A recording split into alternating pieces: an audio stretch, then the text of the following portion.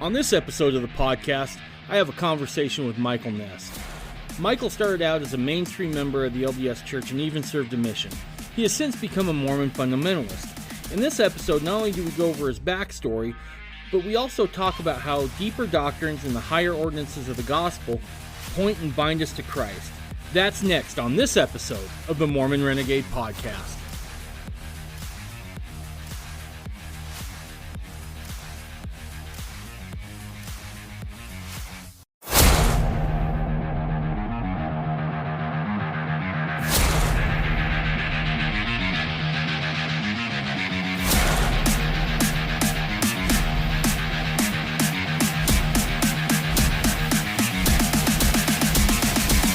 You're listening to the Mormon Renegade Podcast.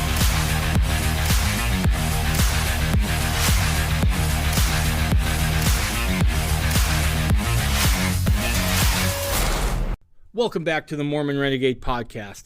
As always, you can get a hold of me either by email at mormonrenegade@gmail.com. You can also get a hold of me on Instagram and Twitter and Getter under the handle Mormon Renegade. Also, we have a website up, and that's mormonrenegade.com, so go check that out. Well, Michael, I can't appreciate you enough for being here. Were you born a fundamentalist? Oh, that's a tricky question. I personally, well, in reflection on my upbringing, I kind of think I was a hair's breadth away from being raised that way. Both my families come from pretty much darn near pure pioneer stock, at least on both of my grandmother's sides of the family. And so it wasn't the worst jump in the world towards going towards fundamentalism, because I was raised very traditionally. Okay, so when you say traditional, can you kind of elaborate on that a little bit? What do you mean traditional in a Mormon context, right? So there's like traditional, which is what you and I are, like way traditional. And then there's like LDS traditional. So tell me about your traditional LDS upbringing. All right. I guess with a little bit of family history might help with it. And I'll try to condense it. But my mom's mom was from Vernal, Utah, and she remembers apostles and presidents of the church like David O. McKay and Ezra Taft Benson and these people coming and just speaking in their ward, out in Vernal. And, she's told me, I knew President McKay very well, and I knew Ezra Taft Benson really well.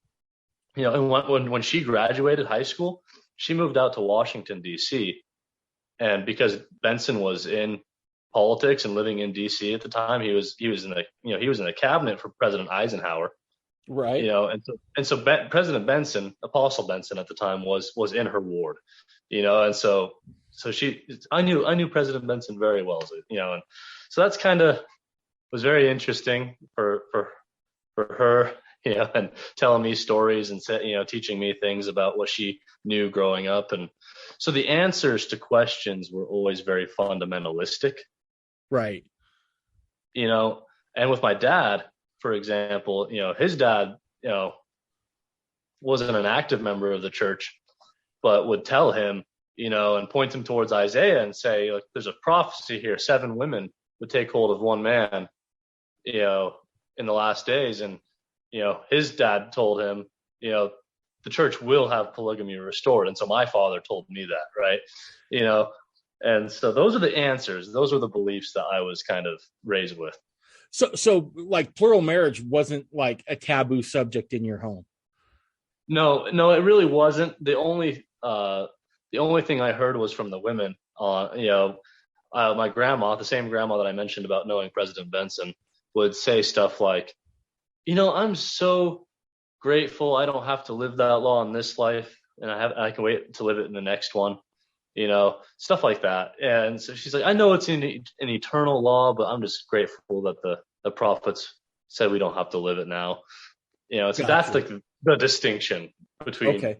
And how did you, let's say stuff on Adam God, was that ever floated in the house? No, Ned, no one had any idea about Adam God until I brought that into the house. So you're the one that started it. Yeah, I got off my mission, and we can get into that story and that background more if we want to. But I Yeah, got off my mission. let's do that. So Back up. yeah, let's back up for just a second. So you're raised in this very traditional LDS home. I imagine your folks are going to the temple monthly. I imagine that you guys have your 8 bins of wheat down in the store cellar, right? I'm guessing. Oh, yeah, yeah, and well, I do still. I'm not gonna lie. I mean, I got a ton of it. But the other thing is that you guys are all watching conference on conference weekend, and family home evening. All that's probably an Eagle Scout by the time you were 14 or 15. I'm guessing. Am I hitting these? Yeah, those are goals for sure that was expected. I made Life Scout with most of my badges before I was 15. Okay. All right. Just checking. And see, for me, I think I'll always to some degree feel like a little bit of an outsider in Mormonism, even though I believe it wholeheartedly. But because I spent, the first 18 years of my life outside of Mormonism, it's always interesting to hear those stories, right? Because that just wasn't in my lexicon whatsoever, any of that stuff, right? I did have some LDS friends, but by and large, I mean, I wasn't exposed to it. So you do that. Obviously, a mission is expected, right? You're going to go on a mission for the church. So when you go out on a mission, are you able to tell, like, ooh, maybe I was raised even a little bit different than the other missionaries around me? Oh, absolutely. And so let's back up even further. So I got to the point where I was about 15 years old, and I basically was like fed up with how traditional my parents were with Mormonism. And I kind of just was like, I would rather focus on other aspects of my life right now. And, and so I go to ward meetings and stuff, but any extracurricular activities, I would try to dodge as much as possible, So you're skipping mutual, right? I mean, and all that as much as I could get away with in my late teenage years. Right. And so when I graduated high school, I really didn't have a testimony. And I didn't get it until I was about 19, turning 20. And then, the world kind of changed for me. And I decided, like, okay, I want to go serve a mission, because I gained that testimony that, okay, this is something I want to share. I want to share the fruits of the gospel. Okay, back up. Tell me about that. Tell me about that moment when you're like, oh man, the gospel's true, right? This isn't just cultural. This has validity. This has chops, right? What was that moment? All right, that we'll have to kind of back up more into this teenage years for this to make full sense. So, like I said, I'm kind of looking for an excuse not to be involved as much as possible in my late teenage years, and so I find the CES letter when I'm 17, and I start reading it, and in it you got this Adam God thing, and so that was like the first time I brought it up to family, like I believe, and so then I started. Long story short, about 2 years later, I'm 19, and I take this issue to my grandparents and to my home teacher, or their home teacher, who was a chaplain in the U.S. Army. Mm-hmm. And to be a chaplain in the U.S. Army, you need to have a psychology degree. And he was really interesting because, being an LDS chaplain, he was put in a career where all the other chaplains in the Army were pretty much Protestant or Catholic or something else that all hated Mormons. And so he was put in this position of, like, he was being antied all the time, and he didn't know all this anti-Mormon literature and every apologetic possible for members of the church that were in the Army. So he talked to me about Adam God, and he basically said, Michael, Brigham Young did say that he got a revelation on it, and here's my advice. My advice is that you can study this. You can try to understand what Brigham Young received through revelation, but I warn you that it does not seem to be scriptural, and I would not teach it. But feel free to study it, And that was a pretty good. That's a real good answer, actually, right? Because that does two things. It doesn't shut you down entirely and make the doctrine seem like bootleg whiskey, if you will, Right. Right. At the same time, it's like, don't teach this or you're going to end up in the stake president's office. Right. And so I had that on my shelf when I went on my mission, and it just kind of always nagged me in the back of my brain. And eventually, on our P days, our preparation days, when we're emailing families and we have access to the computers in the church offices, I would, go on fairmormon.org, and they find that they had links to the Journal of Discourses. And I would go and look up every talk from Brigham Young or Orson Pratt on topics that I wanted to research, and I'd copy and paste them and email them to myself so that I could just read them off of my tablet throughout the week. And so I did my studies, my extracurricular studies out of the scriptures, and obtained the Journal of Discourses that way. And I'd go through the scriptures and I'd try to, so I knew what Brigham Young said about Adam God, as much as, but I still had questions. And I'd go through the scriptures and try to see it, and it's kind of there, but it's not enough. And I'd pray about it, and I wanted to know. I really wanted to know. But then I got to a ward or a branch out in the middle of nowhere on the shores of Lake Superior in Wisconsin, called Ashland. And the branch was throwing away books. And so I went through and said, okay, maybe there's something in here if they're throwing them out, I can find something that's valuable in here. And I found a copy of the teachings of the prophet Joseph Smith, compiled by Joseph Fielding Smith.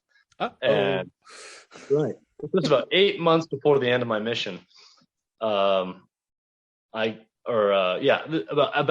months from the end of my mission, I get to page 157 in that area, where it starts giving that priesthood discourse about Adam. Right. And the Spirit hit me and told me, the Father, Adam is the father of your spirits, or your spirit. And I was filled with this feeling of joy. I was so ecstatic after having put that much thought and that much prayer into it. And for it to hit me unexpected when I was reading something from Joseph Smith and not from Brigham Young, and have it hit me that way when I wasn't even really, I wasn't looking for it at that moment. And I just wanted to run and tell my companion and tell the district leader and his companion that were living in that apartment. And it took pretty much everything that, in me not to go and get myself in trouble right then and there.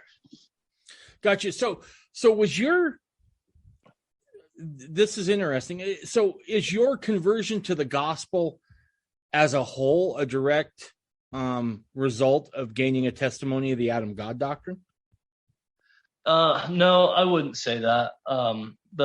My testimony as a whole came in two major slaps to the face, very close to each other, where I was, like I said, I was distancing myself from Mormonism, becoming kind of agnostic, and I love religion, I love philosophy, and I was studying Hinduism at the time, and I was studying just history of religion and different religions and all sorts of fun philosophies and stuff. And I was trying to date a girl who was a member of the church, and I was trying to push my nonchalant or agnostic kind of attitude on her. And she really pushed me back on, no, I have a testimony of the gospel. And it just hit me one day, talking to her, where I just said to myself, you know what, she's kind of right. Either it's true, the gospel's true, the Book of Mormon's true, that kind of, and if it's true, I have nothing to lose. And if it's wrong, I have nothing to lose, Right. I'm at that point in my life where it's like, okay, if the promise doesn't hold up, it doesn't change anything. But if it's true, that would change everything. That would change the way I want to live my life. And I got to that point where I just started reading. And that first slap in the face I mentioned was when I got to 2 Nephi chapter 2, where it starts talking about opposition in all things. And it became incredibly just, I perceived that was the most profound philosophical treatise on human existence I'd ever read at that point. And it has smacked me with truth. And then I read 2 chapters later, the 2 Nephi chapter 4, which is, I found out later, called by some people the Psalm of Nephi, where he's literally pouring his heart out. Oh, wretched man that I am. And yeah, his father just died, and his brothers are trying to kill him. And he's having to take everyone that believes and flee. And he's in the depths of his own personal hell. And it resonated so much with me that the one question I asked myself was like, could Joseph Smith have written something this powerful from another man's perspective? Right. I just felt it so deeply and it moved me so much. And the Spirit was just, with those two things back to back that close, it completely gave me that testimony and that, almost a baptism of fire type thing. And I said, I want to share this and I want to go on a mission, So now I'm going to ask you kind of a question here for a dichotomy. And if you don't have an answer, that's fine. Do you ever remember a time when maybe you were praying or something like that and you asked to know if the gospel was true or if the LDS Church was God's true church? Or did you just make the assumption that the LDS Church was the only place to have Mormonism dispensed to you, so to speak?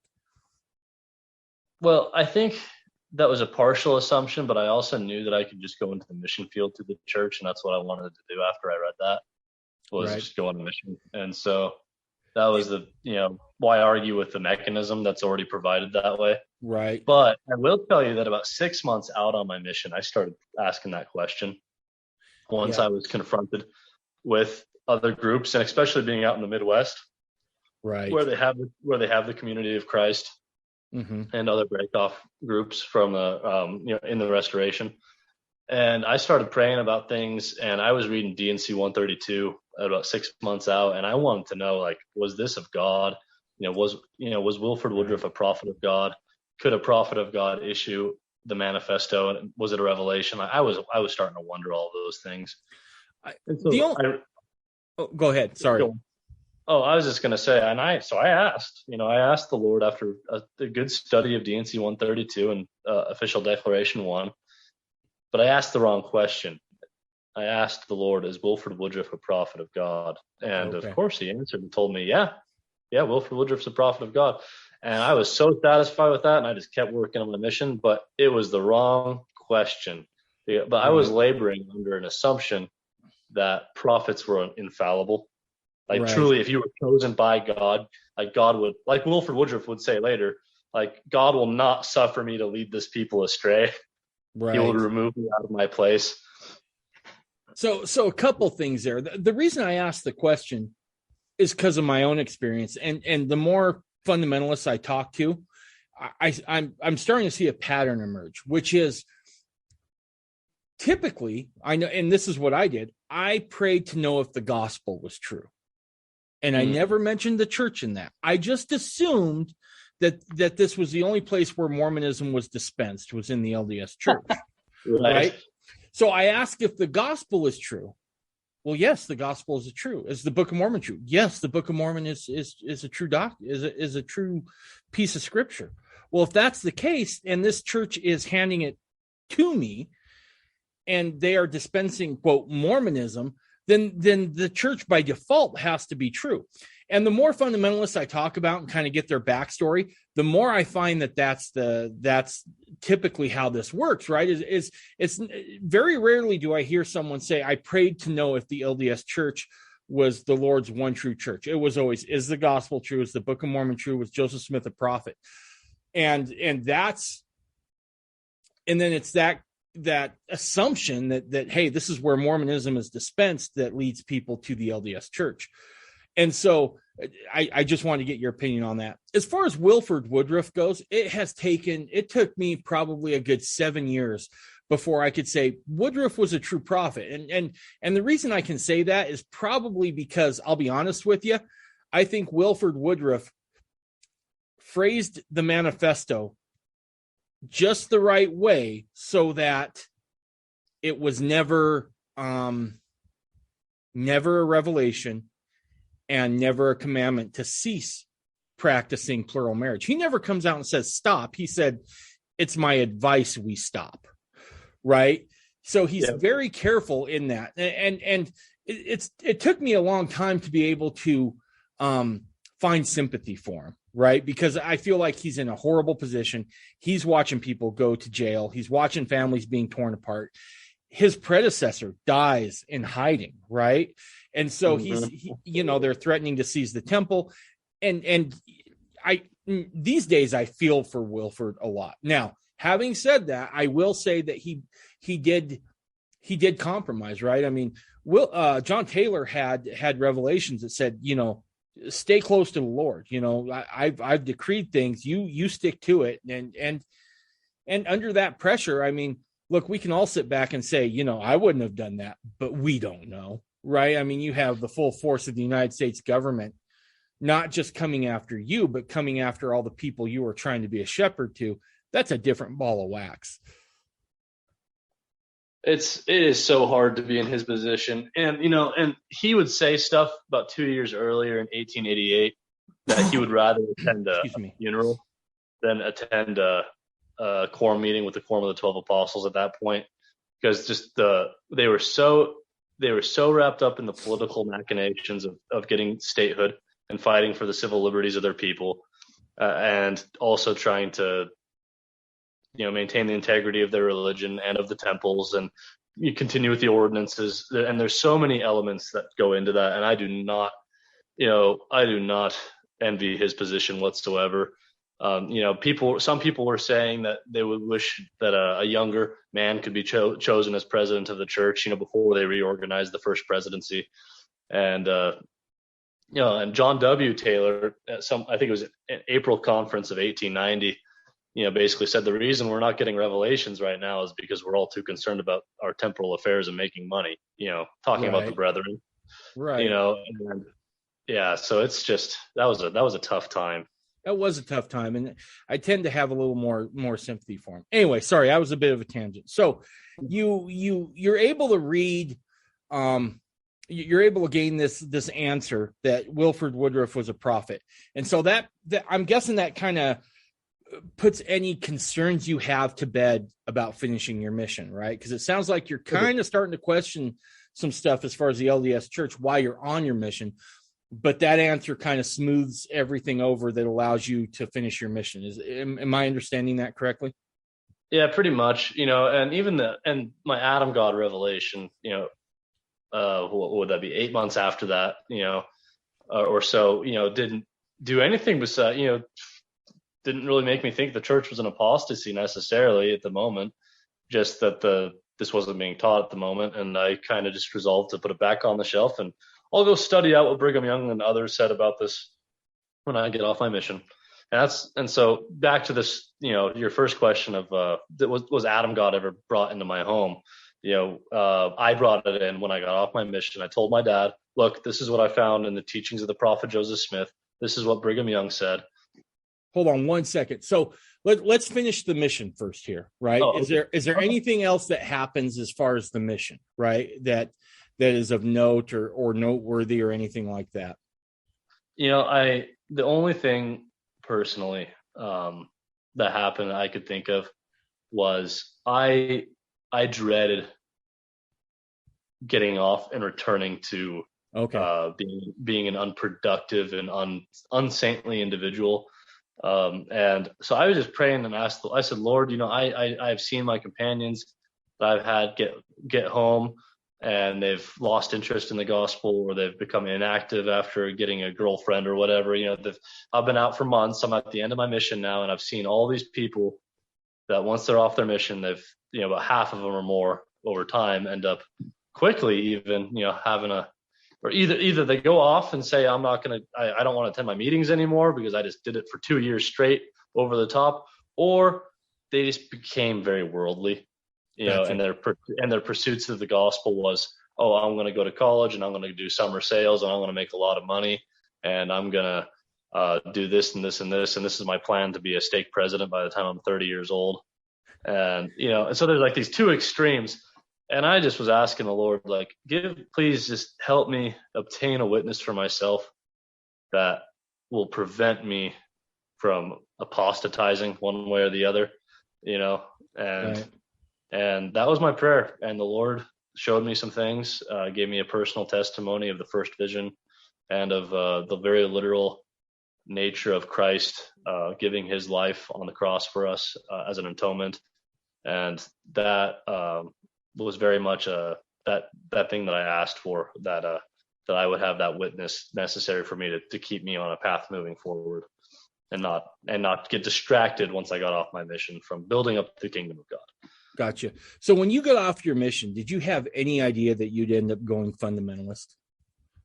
I began to wonder because I saw the apologetics and things said by the church leaders about Adam God, when I just knew, frankly, the apologetics were 90% all lies, just false statements.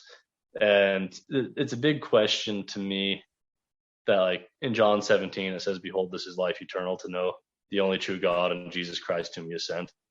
So if the church doesn't know the identity of God, it's not a good situation to be in. Also, I think it's in D&C 112, where it says, "My judgments will begin on my house wherein you have profaned and blasphemed my name." Mm-hmm. So knowing the correct name of God is, and the correct character of God. Joseph Smith said that too. It is the first principle to know the character of God. Right. So I kind of wondered what was going to happen there, and so I was planning on going to college at BYUI, and it's a stone's throw from Utah, mm-hmm. and I had resolved to start talking to fundamentalists in Utah once I moved to Idaho. Okay, so you've already decided once you're off your mission. Did you know you were going to BYU Idaho before you got off your mission? Mm-hmm. No. Okay. But it was pretty soon. Okay. All right. So you, if nothing else happens, you get off your mission, and then take me through the progression of how it is you became a Mormon fundamentalist. All right. So, I found a Facebook page that at the time was just called the Church of the Firstborn. And it was run by a man that you have actually interviewed already, named Jacob Vadrine. And Mm-hmm. he and I started talking over Facebook Messenger. And I started attending meetings with them in Orem. And then I, over time, just became acquainted with other people. There's like an interesting intersectionality. Like there's all these circles within circles. And I'm sure that you've seen that. Like, yep. Once you meet a new person, or they acquaint you with all of their circle, but then like he's also part of another circle with other friends, and he can kind of introduce you to that. Then you learn by different chain links, all these different, and so that began to happen exponentially, where I started attending meetings with the branch at Ben Schaefer's house in York for a time. I would talk with Jordan Peterson and some of his companions. And I understand he has different companions now than when I first met him over 2 years ago. Actually, Jordan was just released off his mission this weekend, so he's God bless that. He's done it. Dude, he's been serving a long time. He served, I think, twice as long as I probably did for the church. I'm not sure how long he served, but yeah, he's been out a while. So I think it was nearly 4 years. That's amazing. He was the missionary that came over to talk to me when I joined the branch. So yeah. And that was just about a year ago. Well, anyway, shout out to Jordan Peterson if you hear this. That's right. And you got to be careful, because there's like Jordan Peterson, like make your bed Jordan Peterson. Oh, sure. And then you have Well, you and I know, and others will know who we're talking about. Right, yeah. So, okay, so you just kind of start attending meetings, and as you're saying, there's overlap, right? You just start. Right. I've always said in these circles, I mean, once you know 3 or 4 people, you're kind of connected. It's like that old Kevin Bacon game, right? 8 degrees of separation from Kevin Bacon. Right. And Jacob and I started working together as carpenters in Orem, and we had a job site in Santaquin, Utah. And Mm-hmm. Kevin Kraut lived in Santaquin, and so every once in a while I'd pop in and go talk to Kevin. And he would, every once in a while, he'd give me a few books or something, and I always appreciated that. And at the time, this was all going on, I started writing a letter to my family, about like, this is like almost Martin Luther style, like 95 Theses. This is why the church has departed from the, I could just and very see you much like tapping that letter to the front door of your house and then knocking and taking off. So, and I never sent it to them. I still haven't to this day. I've never sent it to them. I started it in, I think, April or August of 2019. And I started writing it, and it just got bigger and bigger and bigger. I think it ended up being like over 50 pages or something. And I've never sent it to my family, but I fully intended to, as I was living in Utah or living in Idaho. Then I moved to Utah, ended up working with Jacob, as I said.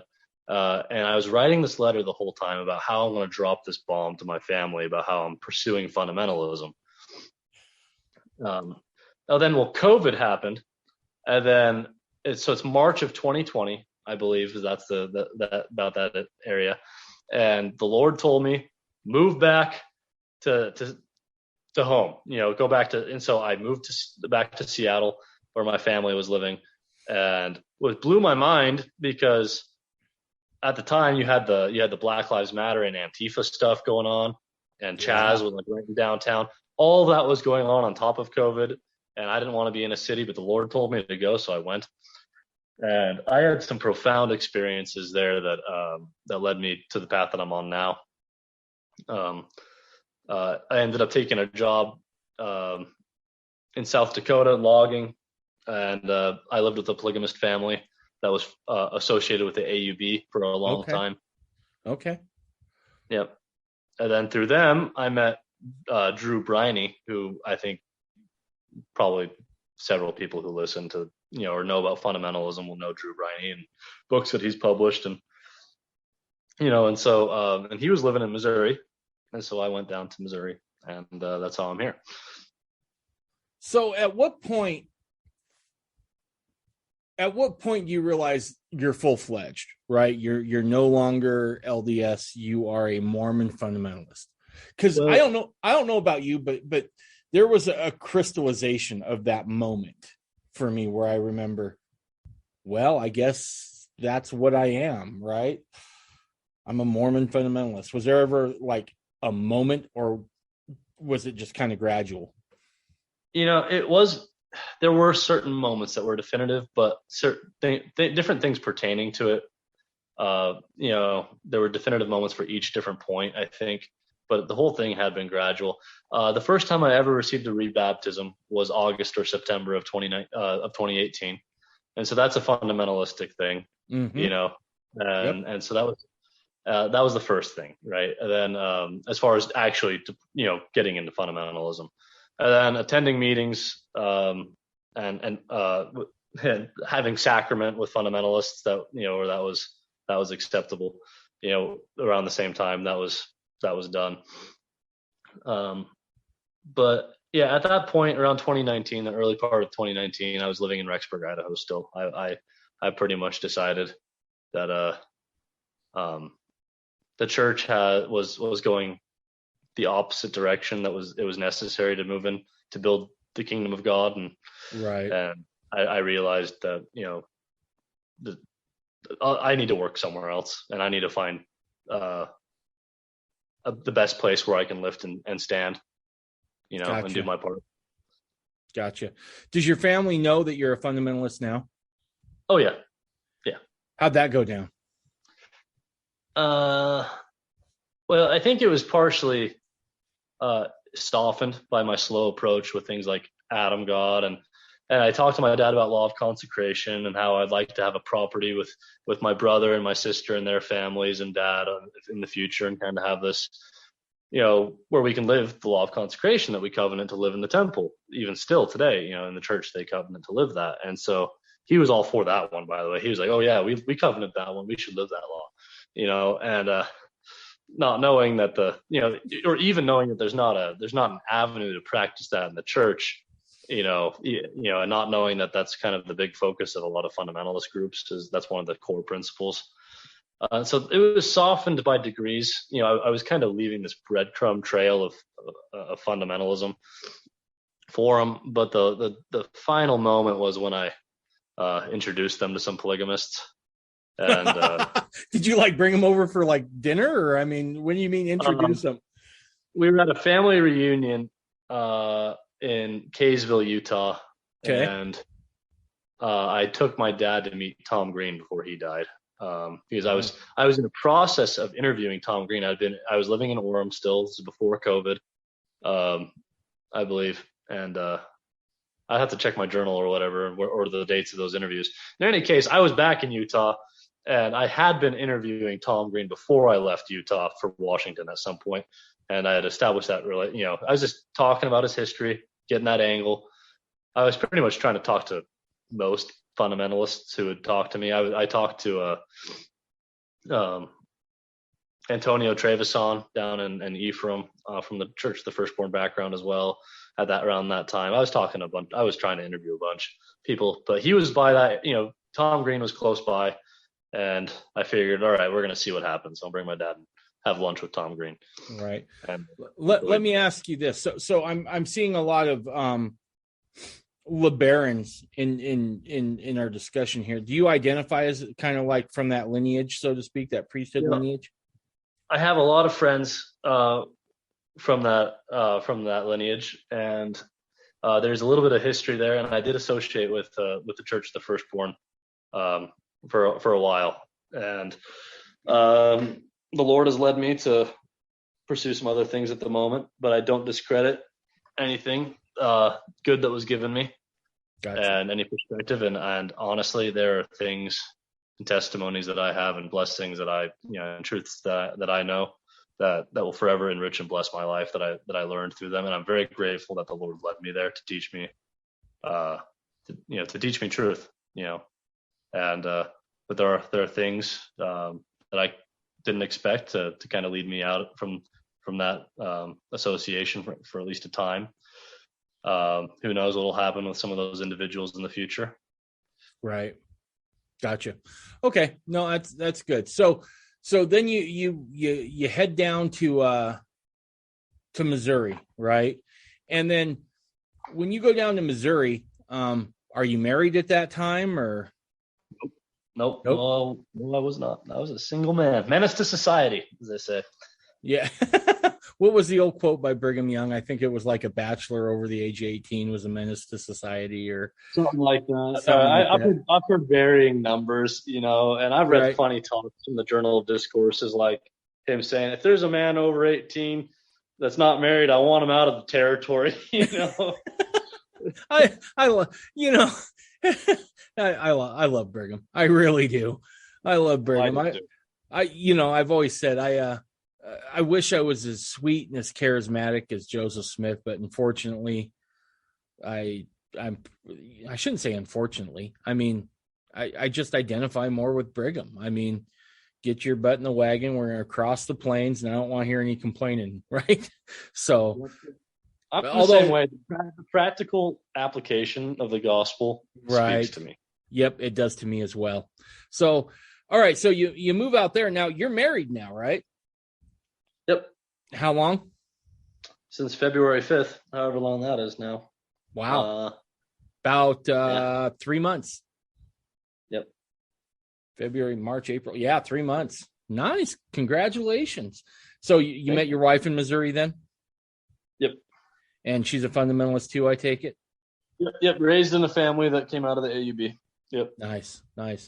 Well, good deal, man. That's awesome. So when now we kind of know a little bit about you. When you and I first talked, you said that you had been thinking a lot about how fundamentalist principles tie us back to Christ.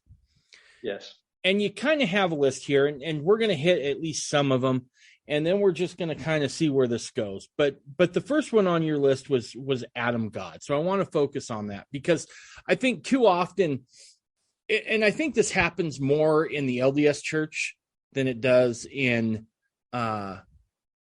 fundamentalists, because fundamentalists typically want the whole enchilada, right? They don't want just the fries or just the burger. They want the full meal deal, so to speak. If you could see my stomach, you'd understand why I make the food analogy. But we tend to want the whole thing, not just whatever piece. Within the LDS Church, a lot of times you find people who specialize in things, right? Like Sister Smith may be really good at genealogy, and that's her gospel hobby. And then there's another guy who's really into church history and really into obscure teachings, and that's his thing. And then another one's into temple, right? So Yeah. With these things, I think sometimes people can get wrapped up in just the doctrine themselves, right? Rather than how is the doctrine applicable at strengthening my relationship with Christ and with our Heavenly Father. And so when you pitched that idea, I was all for it, because I think as fundamentalists, we really do need to make a good case on we are Christ-centered, right? At the end of the day, we're about Jesus Christ and about our Heavenly Father and about the gospel that encompasses all of that. So let's just take Adam God. Let's start there. And the reason I want to start there, and I know I've quoted it on the show before, so I'm sure there's going to be some folks who roll their eyes, but I don't quote Catholic theologians a whole bunch. I can't remember who it was, but it was out of one of my mom's old books on Catholicism. And there was a guy in there who said that every heresy begins with a misconception of who God is. So explain to me as best you can, how does Adam God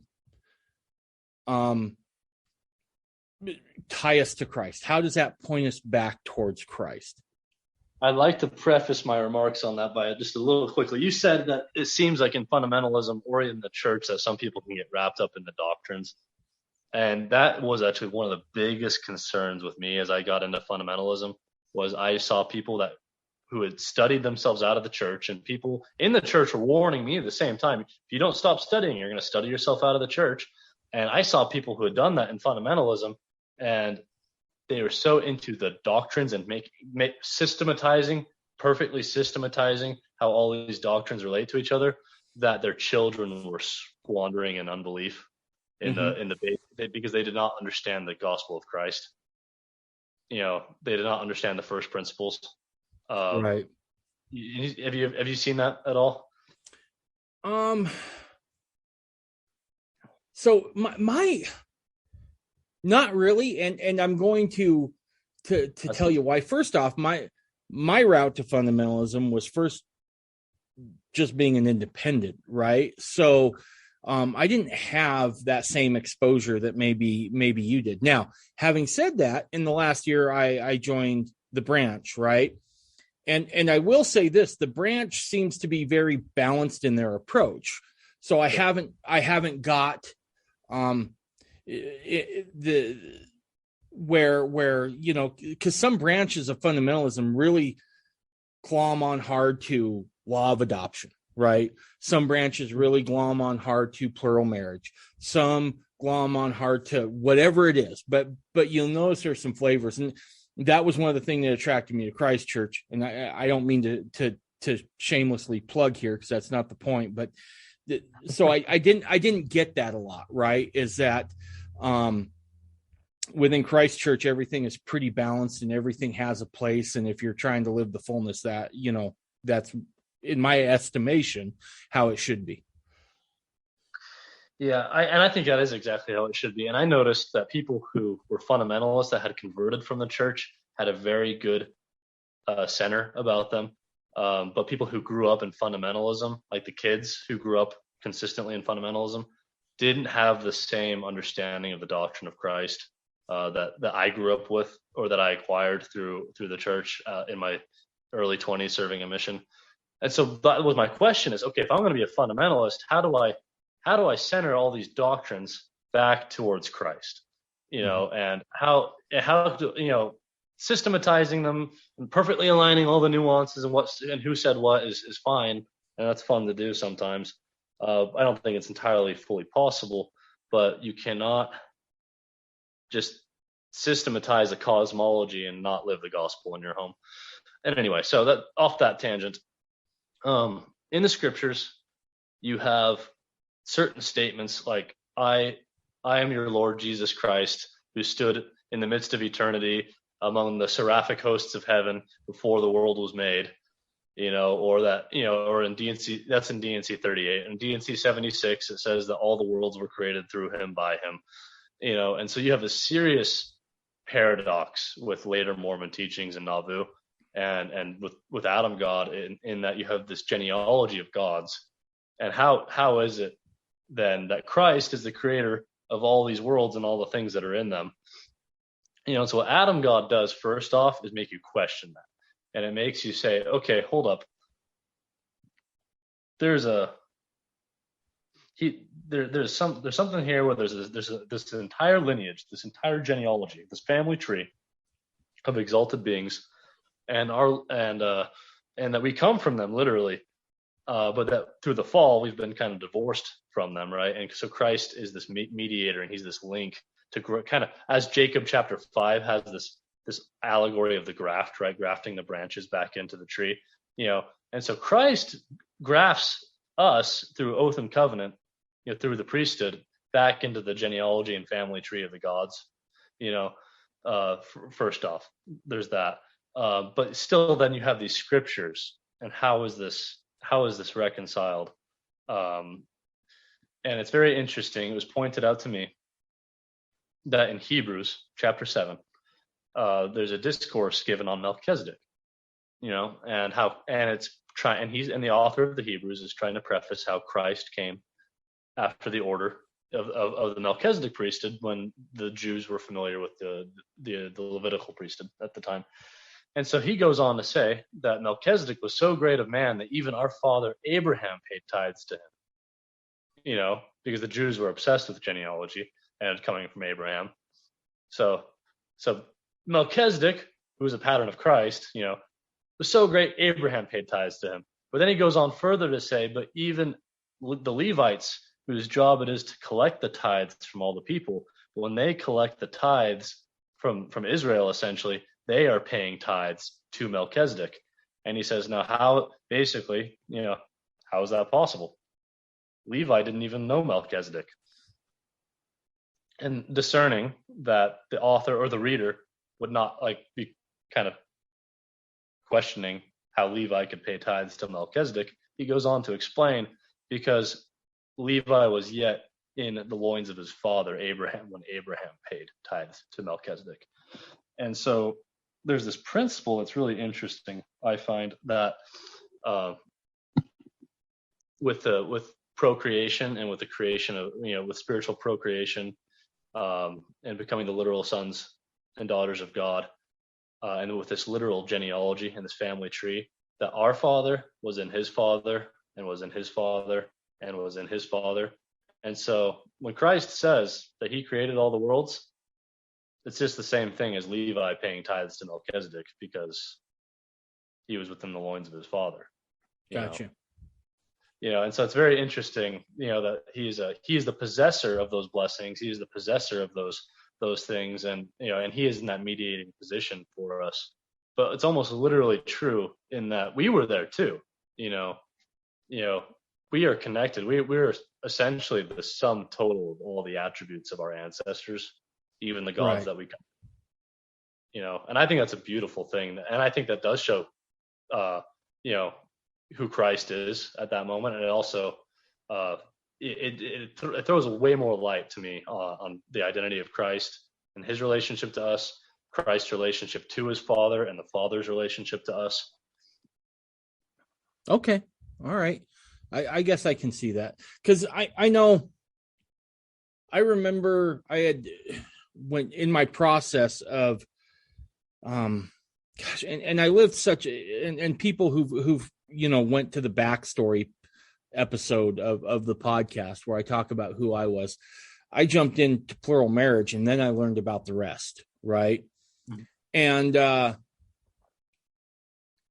I remember talking to somebody on this journey out of the LDS Church, and just admitting to myself I was a fundamentalist, that I was talking to someone about the Adam God, and they said, well, that really doesn't point you to Christ, right? I mean, you're talking about, how does that help you in your daily walk, in your discipleship, with this supposed knowledge about, Adam and / Michael being God? How does that help anchor you to Christ?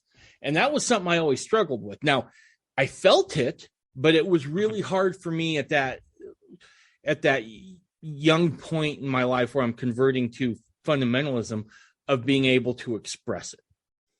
Okay, maybe let me take another angle on that one then. Maybe this will help. To me, I resonate with this, and I hope that I can articulate it in such a way that it helps make sense of what I said earlier, if that didn't make sense, and I hope it ties together really well. But so in the Endowment, you see three characters named Elohim, Jehovah, and Michael.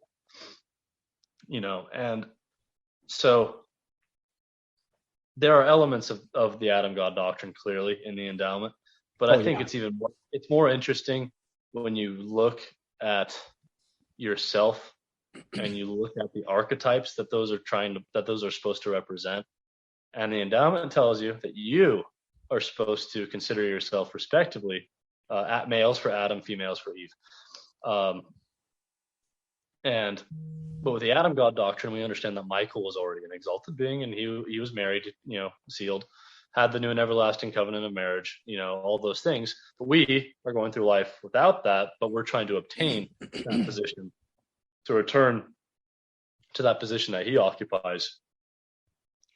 I believe personally that when we do that, if we consider ourselves Adam and Eve, and we get to be the position where we are a God unit after this life, a man and wife or wives, that you become as a unit synonymous with Michael in the next life, and Jesus then will be Jehovah to you as Jehovah is to Michael in the Endowment. Right. And so when I look at the Endowment, I see Jesus, or I see Jehovah as Father Adam's Christ that redeemed him. And so it's typical of this relationship that Christ, as your mediator, as he's our mediator on this world, he will always be there for us, and he will be our counselor when we take on that position of Michael in the next life. And our father Adam, will take the position of Elohim, relative to us. And so the Adam God doctrine is essentially this, that whether you're Elohim, Jehovah, or Michael, all gods are Adam relative to the worlds that are theirs. Right. Even though Jesus Christ will be Jehovah to me and to you, he will be Adam to his own world at the same time. Right. Right. That is right. And so they become descriptors of the relationships that the gods have. And I think that's a beautiful thing too, is that it shows that the gods counsel with each other. Right. And I think it also, so there's several things here that really appeal to me. One is that this idea that these are almost familiar, and that meaning in terms of family titles, right? And in many ways, right? And so your dad never stops being your dad just because he becomes your son's grandfather. He's always your dad, right? Right. The other thing that I really like about the Adam God doctrine is first, it personalizes God in such a way that no longer are you left to wonder, could he be the God of the deists, right? Is he that distant God, that clockmaker that just makes the clock, winds it up, and then watches? That doesn't compute for most of us because, and I know there's some folks that had a bad relationship with their dad, and I get that, but by and large, he's involved, right? I love my children. You're going to experience it at some point, having children, and the love you feel for your child is the most, and I don't say this in like an evolutionary or savage kind of way. It is the most primal love I think an individual can feel is to your children. I'll just give you an example. When my first son was born, he had some massive problems, and they had to take him to the ICU. And I watched, and it was so strange because I was young. I was like 18, 19. And I watched him poking my son and causing him to cry, and everything in me, even though I knew here, and I knew in my head that what they were doing was to save his life, hearing him cry and watching someone around him triggered something, right? And I got to go protect him. I got to go get him, right? So we all have that as parents. I think that really primal space that's placed within us for our children. if we feel that as mortal and corruptible and fallen in a certain sense, if I feel that way, then how does a father with perfect love, with perfect understanding, with perfect compassion, how does he feel about us? Right. Mm-hmm. And so, because he's not only the father of our spirits, he's the father of our bodies as well. Right. I mean, these are all very, very human things. And if there's one thing I love about the Adam God doctrine and about how Joseph Smith described God, it's that he takes God and by this knowledge of the Adam God doctrine, it elevates us, right, to the sense that our humanity doesn't have to be unholy. Our humanity can be holy in that sense. The other thing I would say is that it gives us proximity to the gods. It does. Not distant any longer, not some unremoved force. I mean, if you follow the doctrines of the Trinity, right, it almost seems like God is, and I'm going to nerd out here for a second, it makes God sound almost like the Force from Star Wars, right? Yeah. Just out there, this thing, we know it can love, but it's really got no parts or passions. No, the Adam God doctrine puts us in proximity to God. We know the relationship. Yeah, it completely adds clarity to the scripture in the New Testament where it says that when we see him, we shall see him as he is, for he shall be like us. You know, and it makes complete sense now. You know why that is because if we're the ones seeing him, it's because it's not only because we are physically in the same image, but and that's a component of it, but because we've qualified ourselves to have the same attributes as him, but we have made ourselves in the same image spiritually, but we are truly in the same image literally as well. Yeah, no, and when you tie in this fact of eternal progression, right, all of a sudden, seeing Christ in that light anchors us more, because now, and we're taught this in LDS circles to a degree, and I say to a degree because it still makes Christ almost unapproachable, right? The older brother, so to speak. But right. within Mormonism, within fundamentalist Mormonism, he is very much our brother, right? He's in it with us because of this idea of eternal progression. He's in the trenches with us. Right. I fully agree with that. In that, like we are co-heirs with Christ. You know, we are, as you said, in the trenches with him, and it's, you know, he's the general, to be sure. You know, absolutely. But he's the one fighting and fought the battle, won the battle, and it says in the scriptures that we get to be co-heirs with Christ. You know, and being co-heirs with Christ means that we get to be co-heirs with our Father. And from the endowment, you see, when you look at it in an eternal perspective, you see that God had co-heirs in a different generation of time, you know, and that we're regrafting ourselves that way, and so we're the blessings. Another thing I like to say is the blessings of Abraham, Isaac, and Jacob are the blessings of Elohim, Jehovah, and Michael. Yeah, that's a great way to put it. I've never heard that, but yeah, that's a perfect way, and it by no means diminishes the role of Christ. I think it only enhances just how important that atonement and that sacrifice was on our behalf. Maybe it even expands on its importance. I think so. All right. Well, good. I think, is there anything else you want to add to that one? You know, not really, not at the moment. Okay. All right. I want to go next to plural marriage. Okay, because this one here gets I think sometimes the worst. Well, maybe not the worst anymore, not since Banner of Heaven just came out, but gets one of the worst raps as far as fundamentalist doctrine. How could that possibly lead us back to Christ? Because as the world looks at it, well, that's about a guy being able to satisfy every carnal desire he wants by having more than one wife. So what would you say it is about plural marriage that anchors us to Christ? I love it. I think the best way to approach it would be to share some more history from my side of the family, where I began to realize that it did. The moment that I truly realized that it was supposed to do that. I was sitting on the couch in the den in my house in Seattle before I moved to South Dakota, before I moved to Missouri, and my mom comes in. I'm just laying down. Maybe I was on my phone or reading a book, just laying down on the couch. And so I'm 24, turning 25, not married. And my mom comes in and she says, "I just hope that you can find a girl who loves the gospel as much as you do."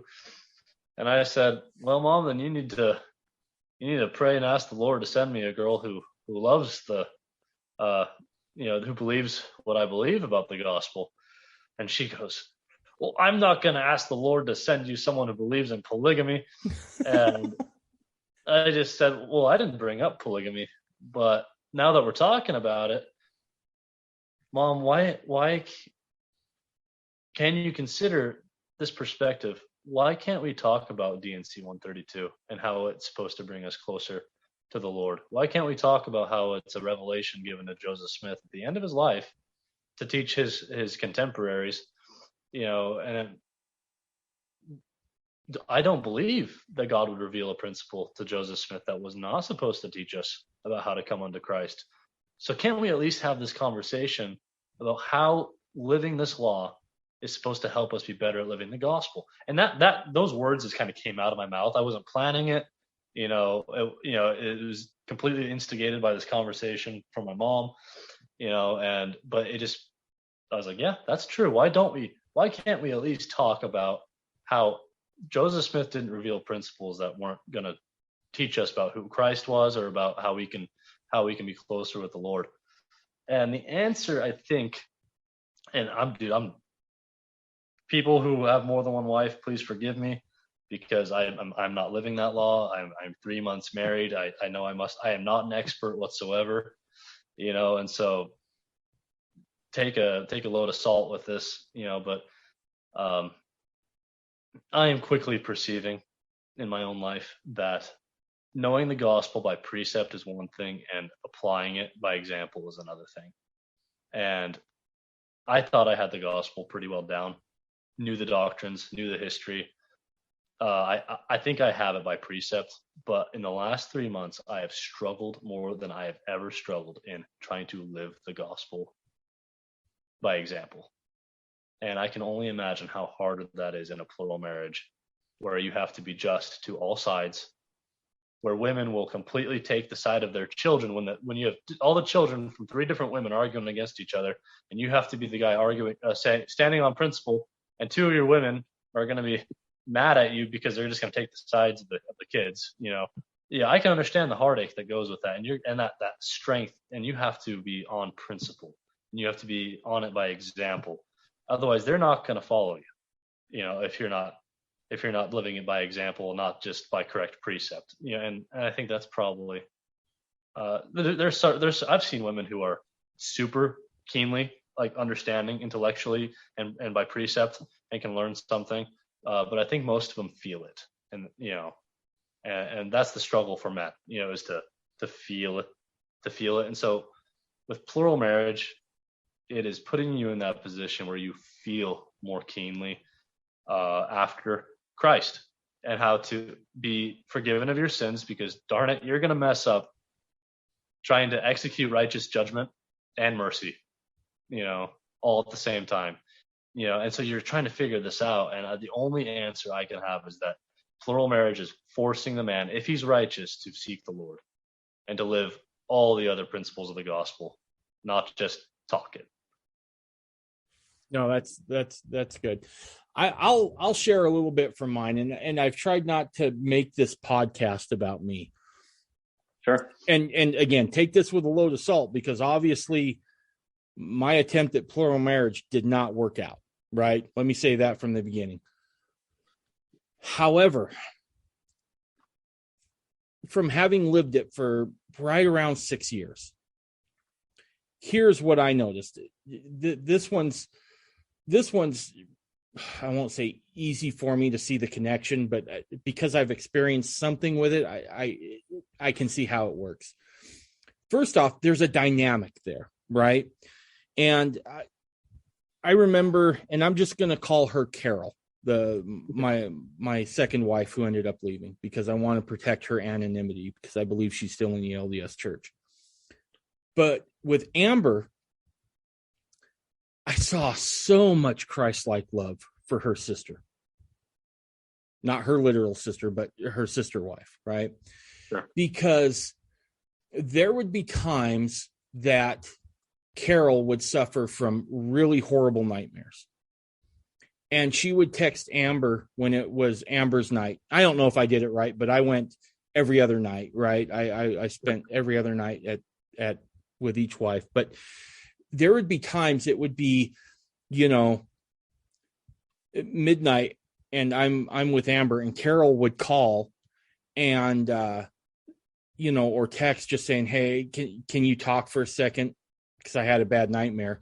And rather than Amber talk to her, she would wake me up and be like, "You need to go see Carol. You need to go spend time with her, because she's hurting right now." And there were so many times that went back and forth with that Christ-like love, right? I mean, and seeing how they looked out for each other. And it was that way. The other thing is that the way they each mothered their own children, right?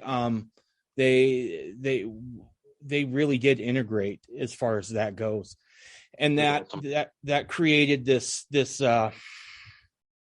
extra layer of security. I remember once one of my biological kids, Amber was off working, and he had done something. He was riding his bike and really scraped himself up, and I'm trying to doctor him up. And he's like, "I'm just going to go see Carol, because I really don't trust you as much as I do her." Right. Wow. And so the kids felt it, right? There was just this increase of love. And then, I think the other way it really anchored me personally to Christ was there was a time when, before I entered into plural marriage, I'd play golf. I would, go shooting at random when I wanted, right? Because everything was taken care of at home. It wasn't like I was neglecting Amber, but when Carol comes along, now it's double, right? Now I'm fixing 2 sinks, essentially, or whatever the case may be. And so I have to be more selfless, right? I have to be more willing to put aside my desires for the well-being of the family, right? And in that surrendering of what I wanted to do, not what I needed to do, what I wanted to do, I found a deeper love than I knew I was capable of. And I remember it very keenly once in one experience where, and it was so simple. It wasn't anything grand, or, in terms of a religious epiphany, but I was at the grill, and again, if you could see my size, I'm at the grill a lot, but I'm at the grill and I'm flipping burgers, and Carol's kids are playing with our kids, me and Amber's kids, and Amber and Carol are just off laughing and talking. And I just took in the scene. And I'm sorry. I took in the scene, and I'm like, this is it. This is what this is all about. And in that moment, I didn't care I didn't golf anymore. I didn't care that I didn't have perceived freedom any longer, or a level of freedom. It paled in comparison to that moment where everything seemed right, and there was so much love everywhere on those couple acres that I didn't care. The other thing that I think it did in terms of anchoring me to Christ is I was forced to surrender my ego. I was forced to lay my ego down. And it came, that realization came when we were all planning this vacation. And I kept trying to, say, no, let's not do this. Let's do this. And it just kept getting worse and worse. And then I was so thankful I listened at that moment, because I try to listen to the Spirit as much as I can, but I'm human and I'm flawed, and I sometimes don't listen. But in that moment, I listened when the Spirit said, stop, just be quiet. And then Amber and Carol worked out all the details, and it was one of the best vacations we ever had, right? And the thing is that I wasn't involved. Now, that's not to say you just always not be involved. There were times I had to make the decision because there was a deadlock, right?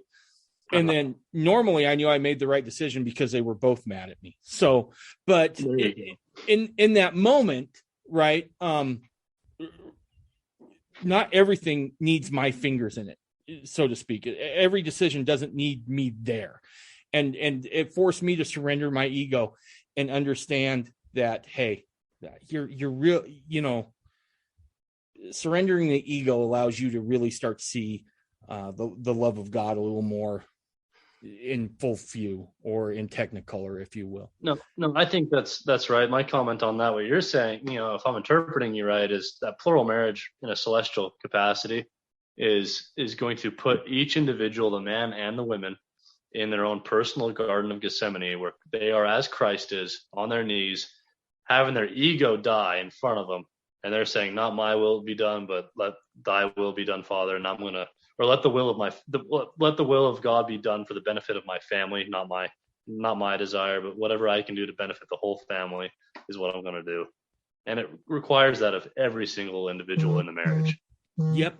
And the most interesting thing is like I said, in that experience I had where I was watching Amber and Carol talk and laugh and the kids play, you don't care anymore, right? You're experiencing such an abundance of love in those moments that you just don't, you're like, I can't believe I found pleasure in golfing, right? I can't believe and it's not to say golf is bad, right? It's just, there are higher things, and those higher things will always require more sacrifice, because as I believe it was Thomas Paine who said this. I love this quote where he says, heaven knows how to affix a price to her gifts, right? And if that was the price, I'd pay it 10 times over without thinking twice. That's awesome. So anything else you want to add to that one? No, I think that covers it. I'm not an expert on living that. I could just tell you that, and share my testimony, and then, through the things that I'm suffering too, is, learning how to be married after 26 years nearly of being a single guy is if you don't seek the Lord, seek the Spirit, try to understand the character of God, the character of Christ, and emulate them yourself, I cannot even see a prosperous marriage, period. Let me say this. I've been married to Amber. It'll be 27 years in November. That's a process, right? That's not something that just comes. That's a process. Right. And so each party has to, I think the beautiful part about it is, if the gospel is being lived and each person has an understanding of the atonement, and that the other person is trying, that they're not perfect, that we can forgive each other as we're learning through that process, then you can grow into something beautiful. No, I totally agree. All right. Law of consecration. This one's kind of I feel like this one's the easiest one to get there, to say, how does that anchor us to Christ? Go ahead. Law of consecration, it's not united order. It's not the same thing. Some people, especially when you get into fundamentalism, in the history, and you go to the Colorado City history, they wanted to establish this united order down there that was after this pattern of Orderville, but in Orderville down in southern Utah, but it was a kind of a system. It was almost communistic, where it was they decided what you wore, what you did, and what you'd eat and when you'd eat. That kind of stuff. And so that was kind of the pattern that was given in the early fundamentalist movement.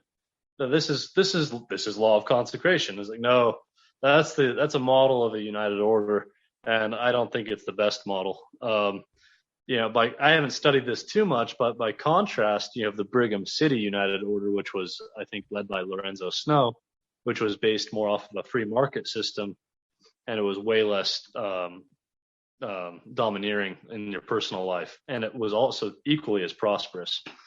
And so thinking on that, and realizing that there's a distinction between consecration, which you covenant to live in the temple covenants, and a united order, I kind of coined my own phrase based off of what the Lord says in the Gospel of Mark. He says that man was not made for the Sabbath, but the Sabbath was made for man. And so in that instance, it's like law of consecration was not made for united order, but united order was made for law of consecration, wherein the united order becomes a vehicle, a covenant that you can make with other brothers. It's a marriage of men and families, to help you live consecration. But you don't technically need the formality even to live consecration. And it becomes even more interesting more and more as fundamentalist groups divide and things become more and more out of order. When there's no how do you keep your temple covenants when you don't have an organization to pay tithing to or donate to, or and you very much have to do things by the spirit of the law and say, okay, Lord, I have an excess of who do I need to bless? Who do I need to help? Who can I give this to? And then you have to pray for guidance and maybe give, service. And if there is, and if you are part of a community or part of a covenant group that, where you are doing those things, then I think you're truly blessed. I wish I that's one law that I truly want to live. I should have pulled up something from a brother who was quoting Orson Pratt, where Orson Pratt talked a lot about law of consecration in the Journal of Discourses. And he said that essentially you're going to get a lot of people who are going to look and say, is their order going to make money? How much money are they going to make in their business before I join the order? But that's not what the order is about. The order is actually, it's not about making money. First off, that's another thing. It's not about making money. It is a program to teach you to perceive and love the way that Christ loved, right? And so what happens if you're part of a united order and the business that you have together fails?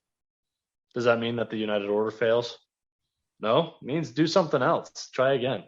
The covenant, and to me, is more important.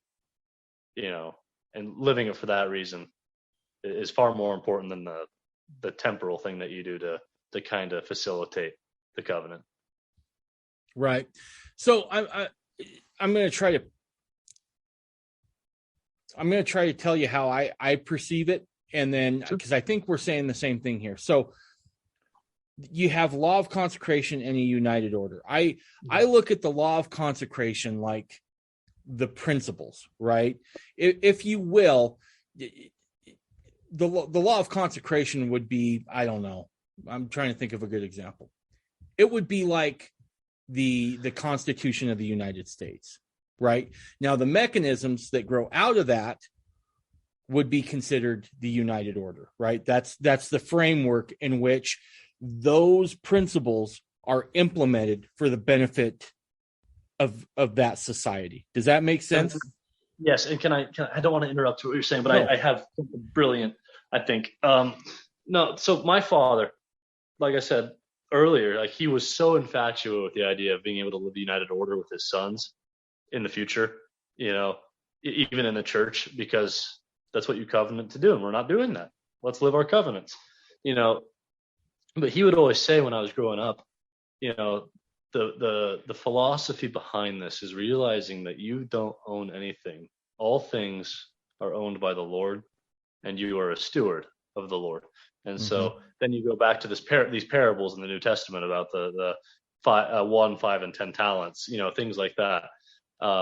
When that becomes your perspective on life, law of consecration becomes, I think, exciting, but it also becomes understandable when you realize that I am trying to improve upon what the Lord's stewardship is, or ownership is. And the promise is, if you do that, you will obtain your own, talents, or you will then in the future be able to be a possessor of all that the Lord has. That's consecration as well, is that that's part of the promise, is we covenant in this life through the temple to give our all to the building up of the kingdom of God upon the earth. And God's covenant to you back is that you get to be the possessor of all that I have and all that the rest of the gods have. Right. Yeah. That's the other side of the coin that I don't think it's looked at, is that if you live that law, the promise is that you will also be the possessor of everything. Well, and look, I've seen people in a united effort, right? And they do a pretty darn good job of it. But I could see how that would try a person, right? I could understand, because you're going to work shoulder to shoulder with people. And as we know, every person comes with their own worldview and their baggage that goes along with that, right? I'm probably the guy toting the most baggage in that kind of scenario. And so when I see it working like it does with the church I go to, it's astounding, right? Because you have to check your ego, right? You have to be able to say, this is just what needs done, and got to do it, right? And in doing that, you learn two important lessons, I think, so far from what I've been able to observe.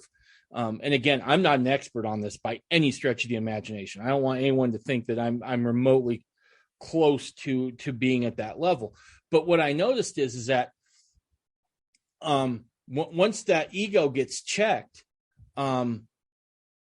the flaws of others are easily overlooked, right? Once you check your ego, and your ego is no longer guarding your flaws, because that's really what an ego does, right? It allows you to kind of cover up to yourself your own flaws. Once that ego's done and you realize, ooh, I got some stuff I got to work on here, all of a sudden you don't care about somebody else's. And it's a lot easier to extend charity and forgiveness, and this idea that maybe even the other guy's perceived flaw is a weakness in your thinking, right? And in doing that, and this is just what I've observed. Again, I haven't hardly at all lived this. I've helped out a few times. That's it. What I've seen is that there's a brotherly love that happens when that kind of syncs up, right? And you can get a lot done if that's the case. And I'm not saying that anybody's perfect at it. And like I said before, I am certainly far down on the list, because like I said, I've helped out 3 or 4 times is all. But I can definitely see that again, once you surrender that ego and you understand that you have your own flaws, and you start forgiving your brethren of theirs in this effort, this united effort, all of a sudden you start feeling the bonds of brotherly love in a much more powerful way. Yeah, I love that. And if you don't have the faith in the system, it's not going to work for you either, because you're not going to be able to give it all that it will require if you don't have the faith for it, right? Right. If you don't believe that this is the way that the gods live, if this is the way that Christ would live if he was here, if you don't have that kind of faith, what's it going to do for you? You're not going to get the blessings from it. Right. Well, and that's just it, right? Let's go to the Pearl of Great Price, where the Lord says, this is my work and my glory, to bring to pass the immortality and eternal life of man.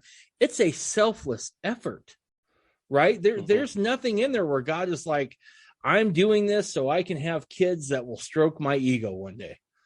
No, he's like, no, the whole reason I am here doing this is because I love my children.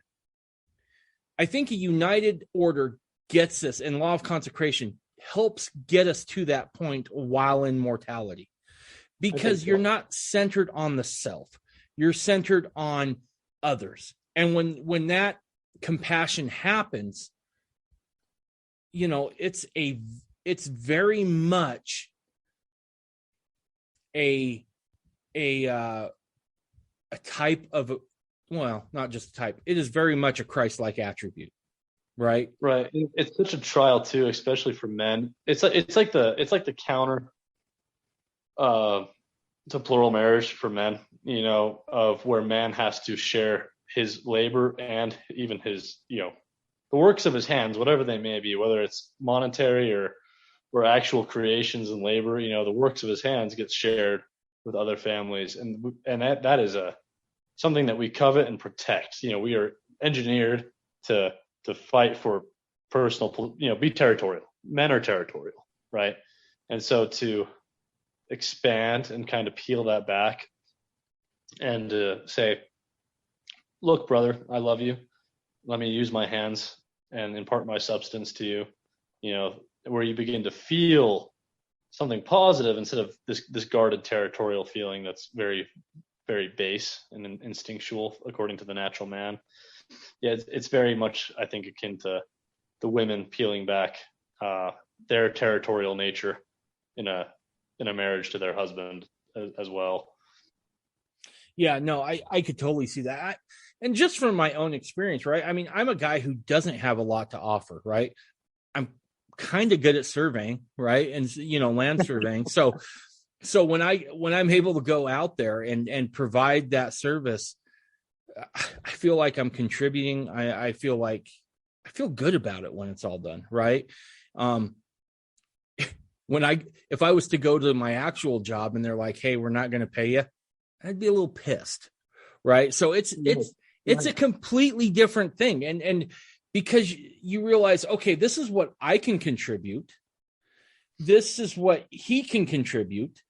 Now, his isn't more important than mine. Well, his might be more important, but mine's definitely not more important than his, right? And so in that sense, I mean, yeah, I feel like you can contribute to that. And when you do that, I don't know, it's a different feeling, man. It's a different feeling.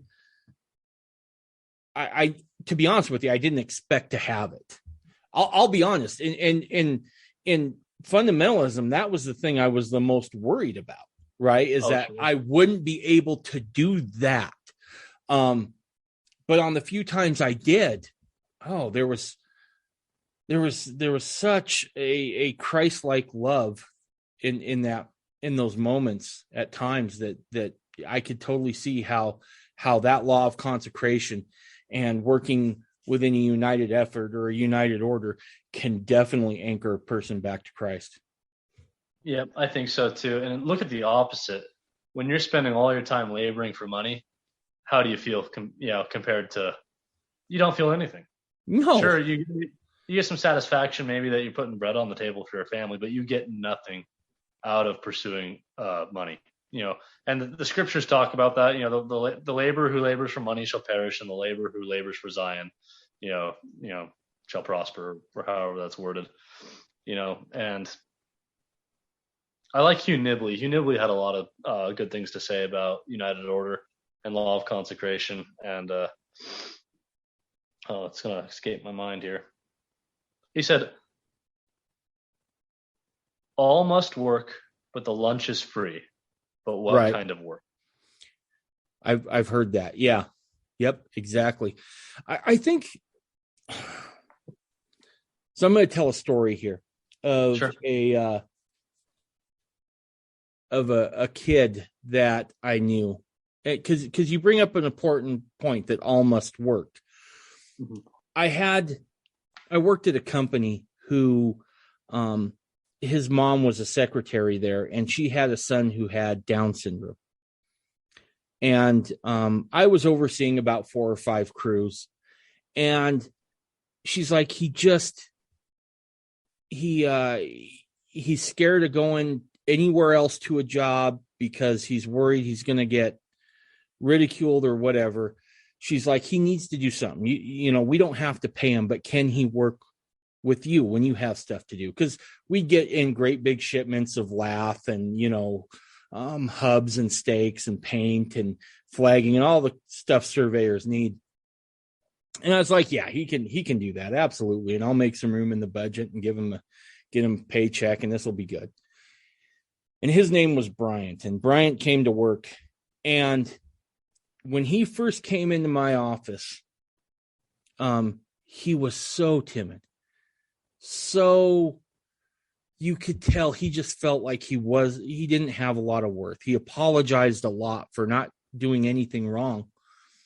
Sure. And so one day I took him out there and I said, okay, here's what you're going to do, Brian. I'm putting you in charge of the supplies, right? So just count up these supplies. And when it gets to this number, come tell me and I'll order more. And it's up to you to put it away. And if you need help, come get me and I'll come help you. And he was like, I don't know if I can do that, Dave. That seems to be above me. And I'm like, Bryant, I think you're going to do great. I think you can do this. And so he started doing that week after week. And then one day I noticed he just came to the office and he was smiling and he was happy. And I was like, man, you seem chipper today. What's going on? And he goes, I have something to do with people I think that love me. And too often we look at work in the society that we live in now. And again, it's not a horrible way of doing it. I mean, outside of a united order, I think capitalism is probably the most beneficial system there is to everybody involved. But in that moment, I realized that work was more than just about collecting a paycheck. It was about an individual's ability to feel like they were of worth, that they were of importance. And you get that feeling whenever you do. And again, I haven't done it a lot, but in the times I've been there to help out, I have felt that same thing. And I think it's important to note that if there's another thing that Law of Consecration and United Order does, it's give people a sense of worth and value and importance. Absolutely. I love that. It brings me to remember something that a brother in this community said. He says, we reproduce after our own image. And so just like God reproduced us in his image, if you're a carpenter, you reproduce carpenters. You know, when you work with other brothers, and even in a united order capacity, you know, if you're a painter, you're gonna reproduce other painters. If you have a company, what's gonna happen is you're gonna work with these brothers until they, you know, as apprentices. When they're apprentices, then they're gonna become journeymen or masters. And then what are they gonna do? They're gonna split off and start their own companies. And there's not anything wrong with that. You've now successfully trained up someone into godhood, essentially, you know, speaking gospel wise. But now they're self-sufficient. But imagine how beautiful it could be if it's outside of Babylon, where now they're your competition because they're starting their own company, but that you work together and you have this united order, you know, and now he running double the capacity, you know, with his company and your company, you now have double the manpower, right? You can take on bigger jobs, you can take more jobs faster, you know, and it benefits the whole order to do it that way, right? Right. And that was another point that I heard someone make when talking about this, was that oftentimes your horizons are going to broaden, right? Because maybe one day you have to get inside the backhoe to dig something, right? To put in a trench somewhere. Or one day you may have to figure out how to be a stonemason, right? Whatever it is, in that united effort, there's going to be times where if a brother is sick, if a brother can't make it, if a brother has gotten to the point to where it just hurts too bad, right, to actually do the labor, you're going to have to do it. Yep. And I think the other thing it does is it creates natural affection. Look, anytime someone teaches you something from a position of love, it's only natural to build some sort of relationship, some sort of rapport with that individual, because he took time to teach you and you took time to be quiet enough to learn. And that builds love and respect and Christ-like bonds. Amen to that. I love it. So All right, you ready to move on to another one? Sure. The endowment. How does the endowment anchor us to Christ? Oh, I love this one. Okay. I was actually given some thoughts on this. So, where to start with that? Okay. So, on my mission with the church, I encountered an artist who I guess will probably remain unnamed, although he was drawing or painting rather. He had several paintings depicting restoration type events or themed paintings, and one of them was mind blowing, and it was and it was a resurrected Savior, that he was depicting in this painting, and his hands are outstretched, in a way where you can clearly see the palms, and in his hands I saw a compass and a square, where the marks, like they were marks, they were cut, into his flesh there, but they were not holes per se, but there was cuts in his flesh in the shape of a compass and of a square, with that open bird's mouth shape. Gotcha. And I asked him about that, and he says, "Oh, you recognize that, do you?" And he says, "Well, I don't know why I did this, but when I was preparing to paint this, it was impressed upon my mind to take some steaks or whatever, some cut of meat, and to pound some nails, some big old nails through the this slab of meat. And when he removed the nails, he was surprised that it did not create a puncture hole, but that the wound closed back up, and that the shape of the wound was that open bird's mouth shape. And it was impressed upon his mind that the garment marks were literally represented by those two in any case are representative of Christ's wounds in the flesh. I think it's incredibly interesting.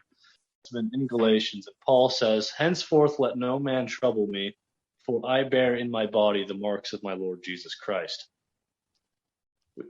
Super interesting. So what is it talking about there? Does Paul have the marks of? Did he crucify himself to have the marks of Christ in his flesh, or is he saying, "Let no man trouble me because I'm wearing the garment of the holy priesthood and I have the marks of the crucifixion on me"?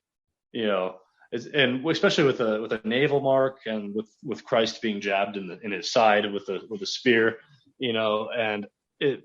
I was shown, and this bears out, and I think the source was in the Nauvoo Endowment companies, where there was a Bishop George Miller points out that same verse, and he says, "Now this was the closest that the Apostle Paul would dare allude to these things in writing, but the garments that we wear now have the marks that he's referring to." And so to me, it was this mind-blowing moment when I saw that, and I had that story, this encounter that I had with this artist on my mission, years early, or like 6 years earlier, completely blew my mind. See, yeah, I never caught that in Galatians where Paul says, "I have the marks."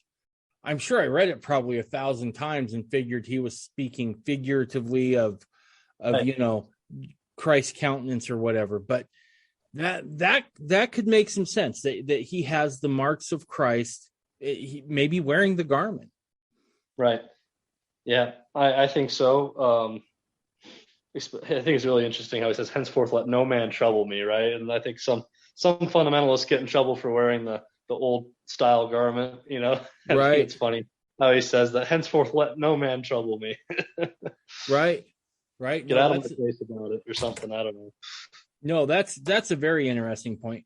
And I guess the other thing that I feel comfortable talking about here are the covenants we make, right? Because, Sure. Without talking about the delivery method or anything like that, but as you look at the covenants we make in the temple, I can't think of any that are self-aggrandizing, right?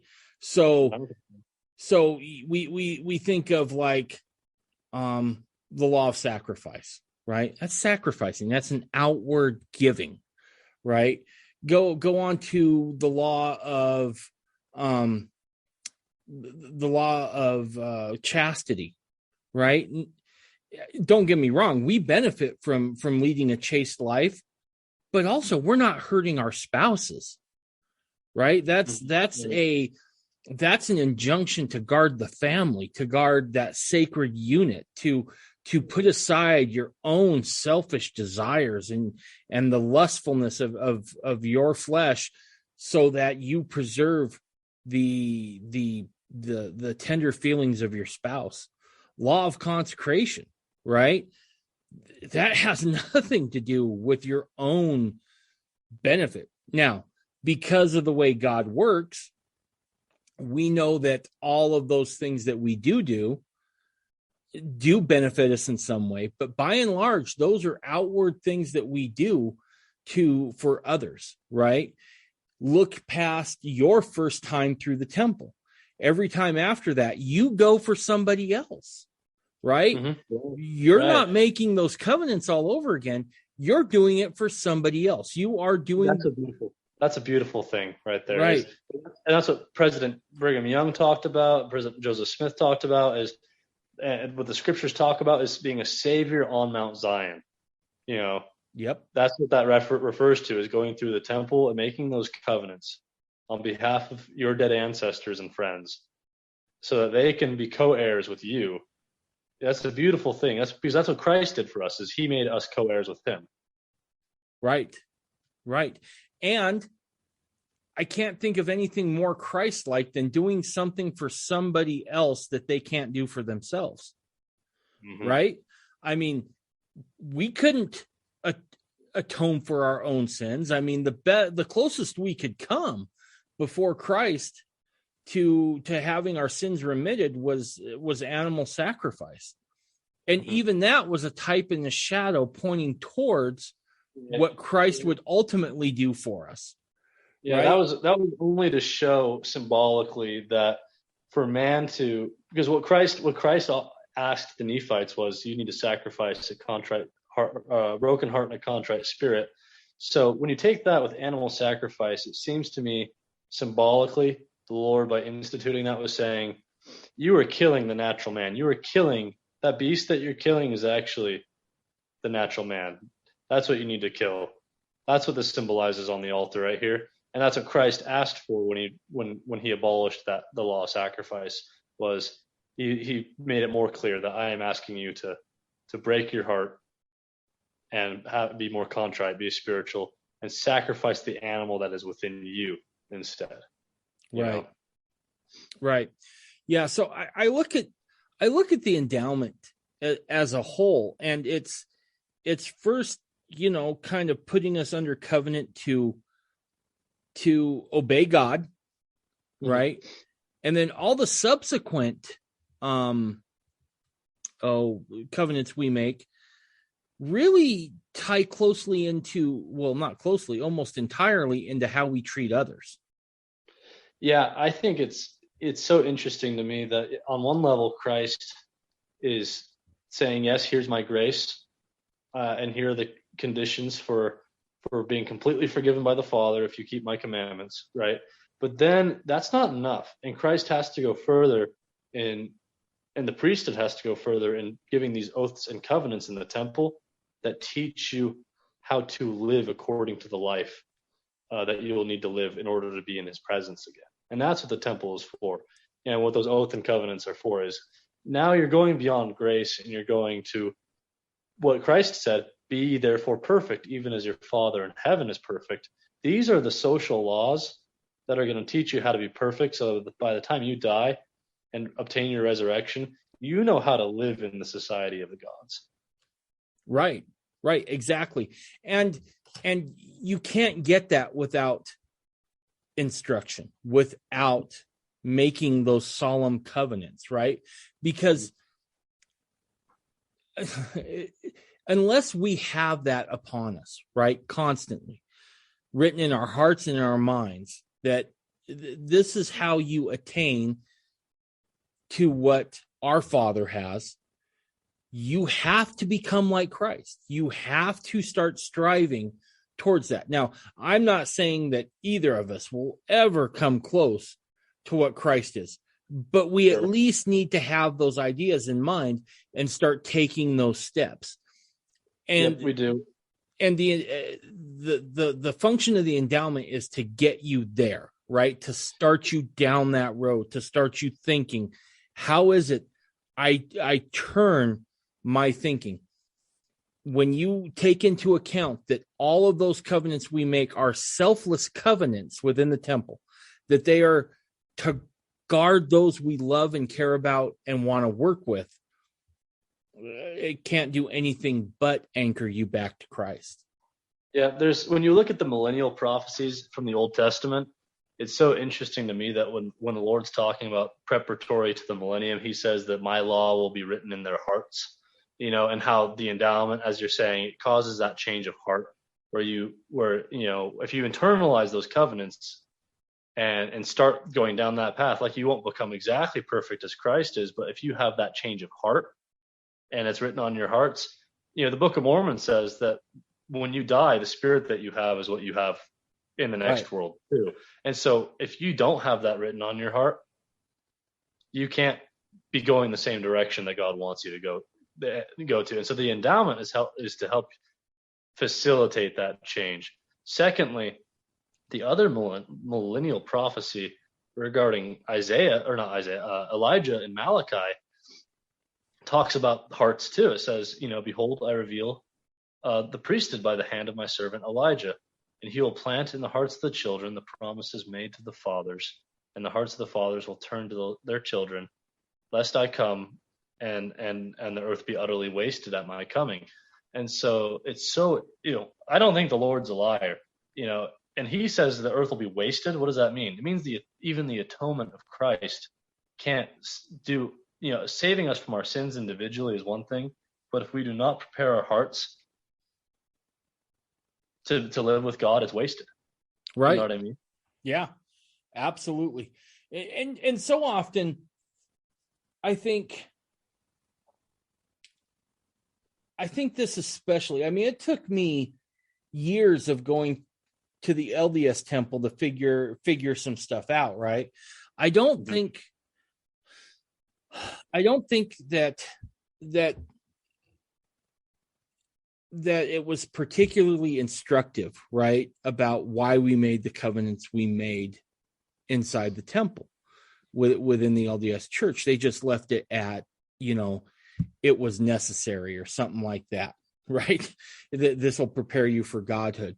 Well, how does that work? How does that mechanism work? Explain to me how it is that by living consecration, that living chastity, anchors me to Christ. Well, again, it's looking outward rather than inward, bridling your lustful desires, bridling your desire to gain wealth and riches.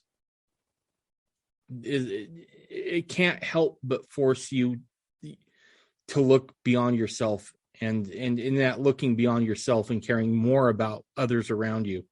That's Christ-like in its definition. I agree. So, Michael, I want to take just a few minutes here, and I want to talk a little bit about priesthood and how priesthood can anchor us to Christ. I think oftentimes we look at priesthood as simply a hierarchical structure that is just meant to govern. Well, it is meant to govern, but that's not the sole purpose, right? Precisely. That's not it at all. If you're obtaining priesthood to obtain power and dominance, you are sadly mistaken. This is a servant's role, right? Yep. And the only way that priesthood can function effectively is in a servant's role. Mm-hmm. Obviously, there's administration within the kingdom that has to be done. Right. But that administration, but servitude should never suffer for administration. No, and I have a mentor in the priesthood out here who I would consider my file leader honorably. I love something that he says. He says no one's first on the freeway. Right. And so if you look at the priesthood as an endless line of authority, we trace our, everyone who's ordained in the church can trace their priesthood back to the three witnesses and then Joseph Smith, right? And then Christ and all that. But it goes on far longer than that, right? It goes through the worlds, and so you have this huge long freeway with all these cars representing each individual on the chain. No one's first, because there's going to be a lot of people. There's going to be as many people after you if you're faithful as there is above you. Yeah. Yep. No one's first on the freeway. The blessings are the same. Just get in the car and go on the destination. Get to the destination. No, that's exactly right. And I get the administration side of it, and it has to be there, right? It has to be. And that's supposed to teach you too how to be governed before you can govern and become a god. Right. Exactly. But when the idea of servant leadership suffers for administration, that's a sad state of affairs. And I think we can see that really strongly within the mother church, if you will, right? Where the honors and titles of men have found their way into priesthood offices. And it's a sad state of affairs. Because here's the thing, what do men do with that priesthood, right? By and large, that you don't get priesthood for yourself. You get priesthood to bless the lives of somebody else. Whether if you don't do it, where are your blessings? Right, exactly. You get the priesthood to administer the sacrament as the sons of Aaron did at the altar of sacrifice, right? You get the priesthood to be able to bless your children and your wife, to provide them with comfort and healing. You get priesthood to administer the blessings of the temple, to instruct people on how to approach godliness.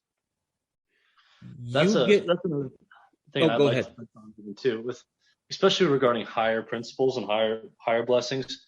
The mindset is, the attitude should be, how can I help everyone keep the covenants that they've made?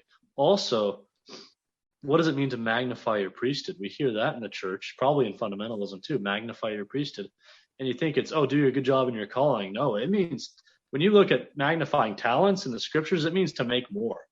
That with that parable in the New Testament, 5 turns into 10 and 10 turns into 50 or whatever it was, right? Or however that goes.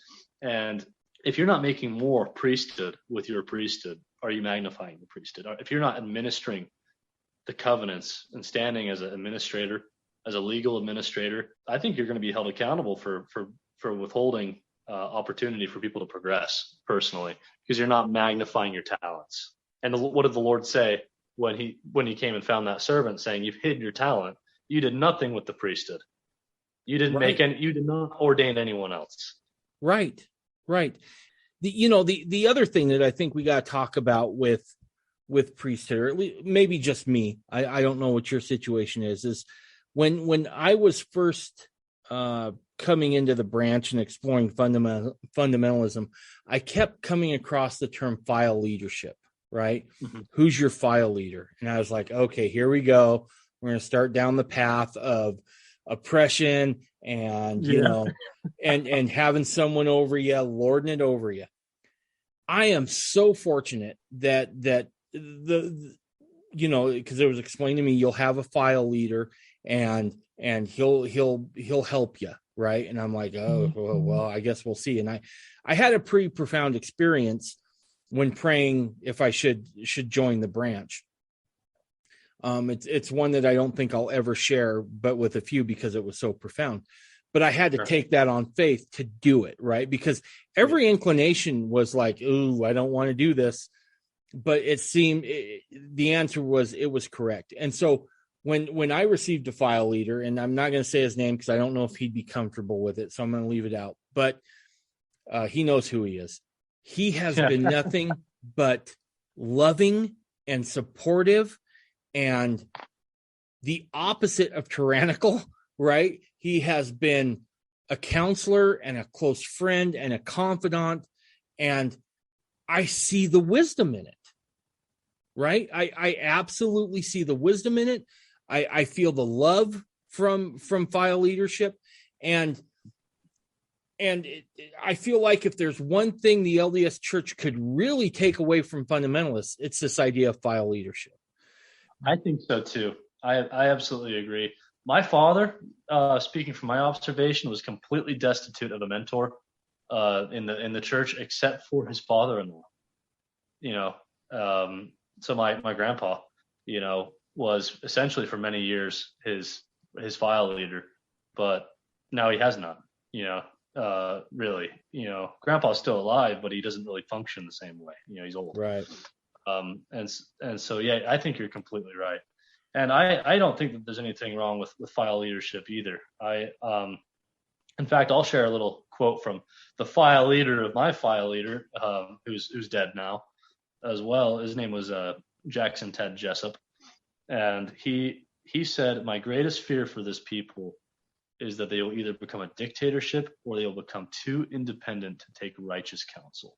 Right. And boy, if that's not the state of fundamentalism in a nutshell right now, I don't know what is. Yeah, because we have to be able to take that, so because it's a two-way street, right? On one hand, the responsibility I can tell by the good example I have of file leadership is this is someone who loves you, who cares about you, who takes this responsibility very seriously. The other side of that is the other individual's willingness to put his ego on the altar again and say, you know what, you probably have some wisdom there that I really need to take some counsel from. And when that happens and both approach it from a space of love, you can't help but be benefited by it on both sides. There's something that happens, I think, within this structure, this priesthood structure, where a person begins to have their own ministry, right? Because let's face it, the natural man does not want to minister to other people. He's like, I got to go get as much as I can. I have to build up. I have to do X, Y, and Z.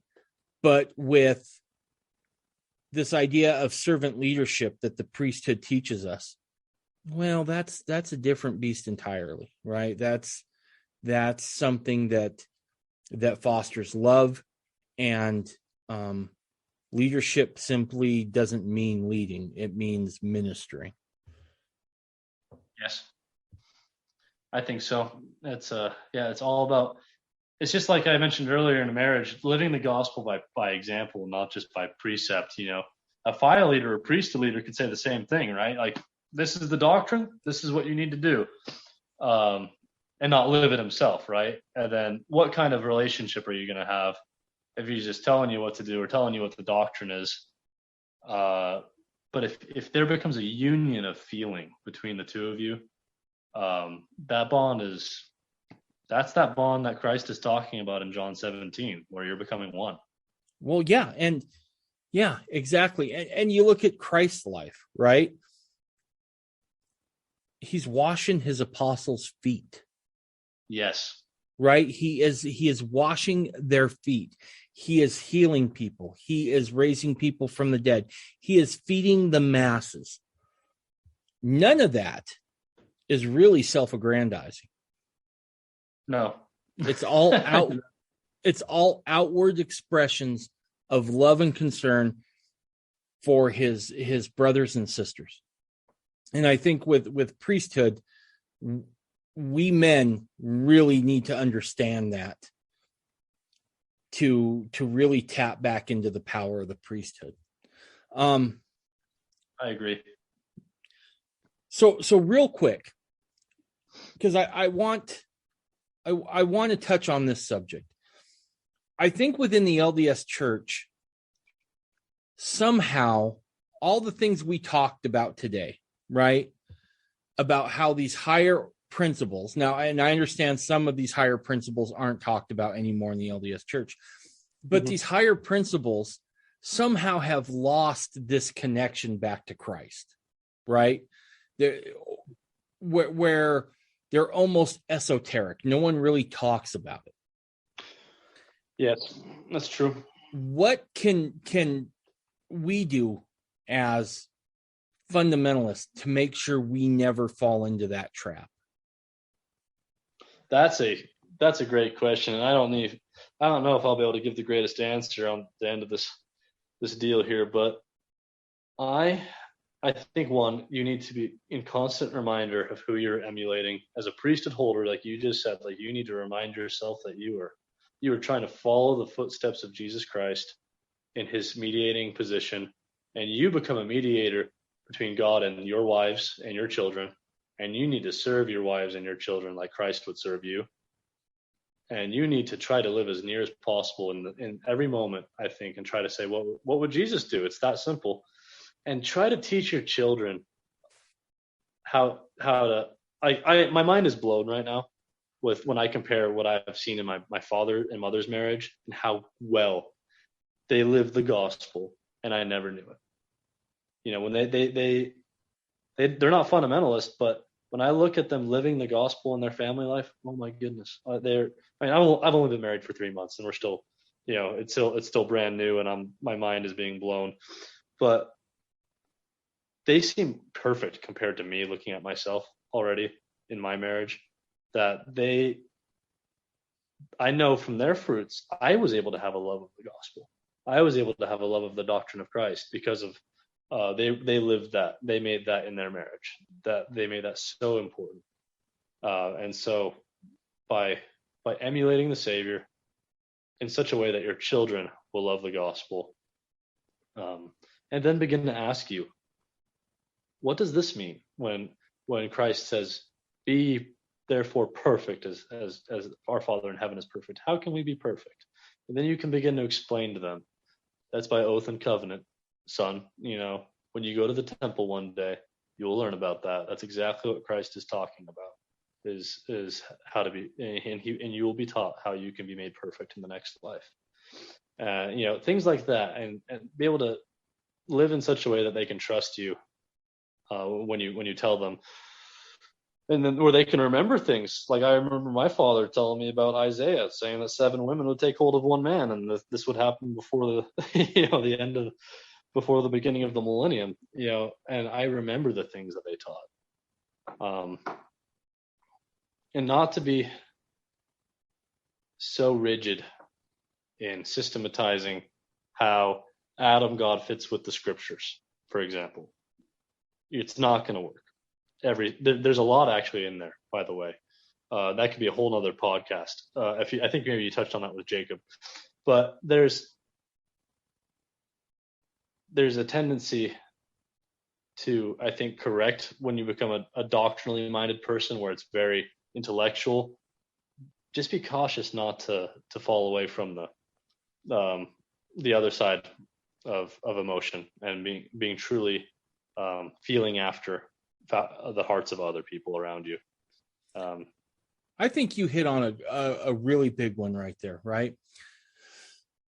So often, and I think it's the nature of what we're in with fundamentalism, right? Because we constantly feel like we have to prove ourselves, right? Right.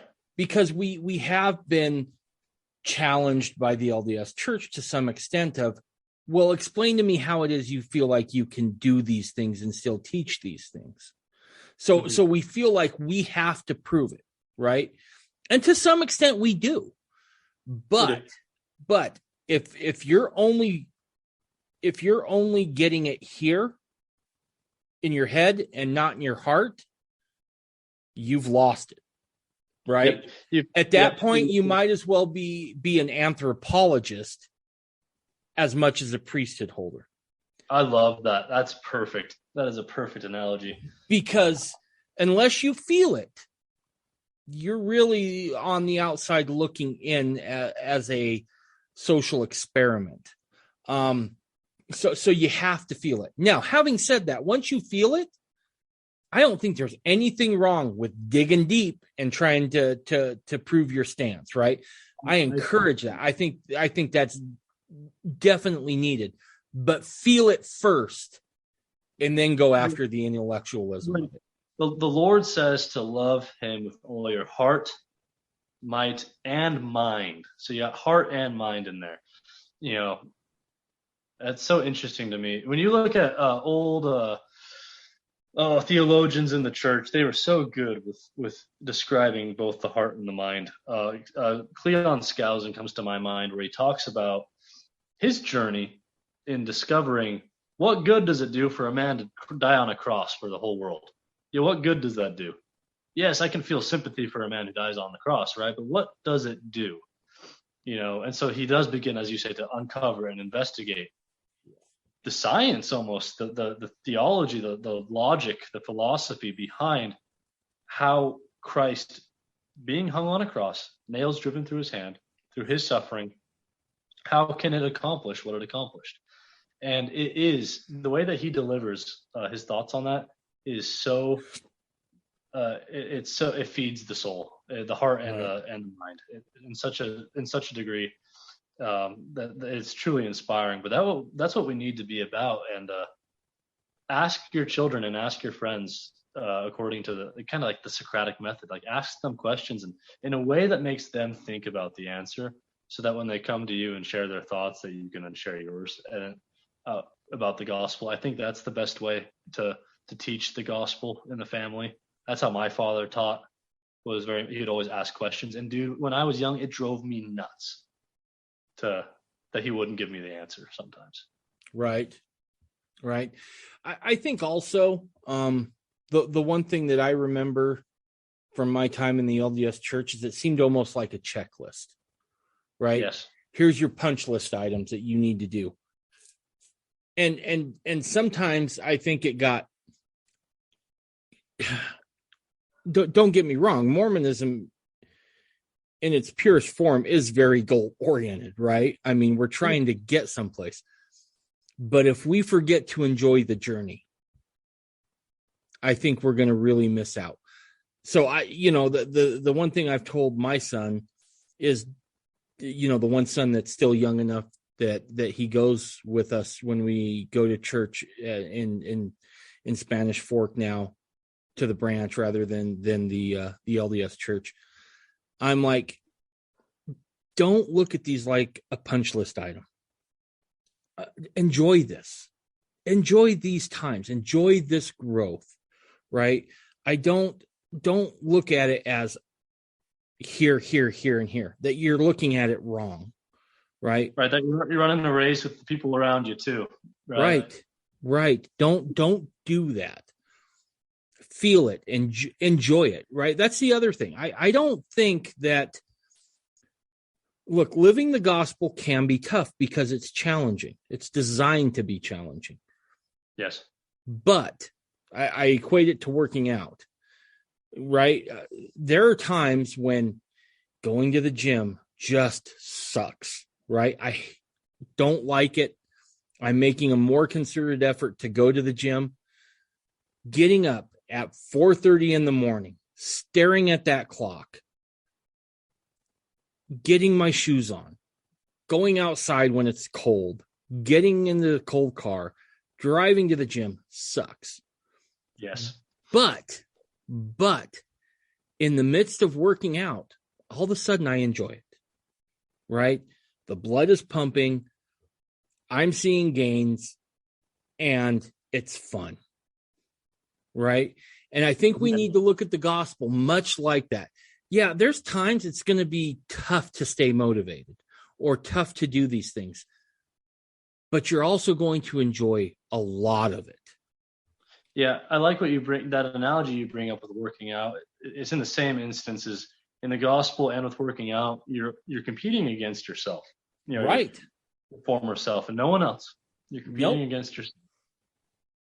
Just try to be better. And enjoy it, right? I mean, there are things to be enjoyed here. I don't think God wishes us to be miserable. I think there's times of misery because this is part of the experience.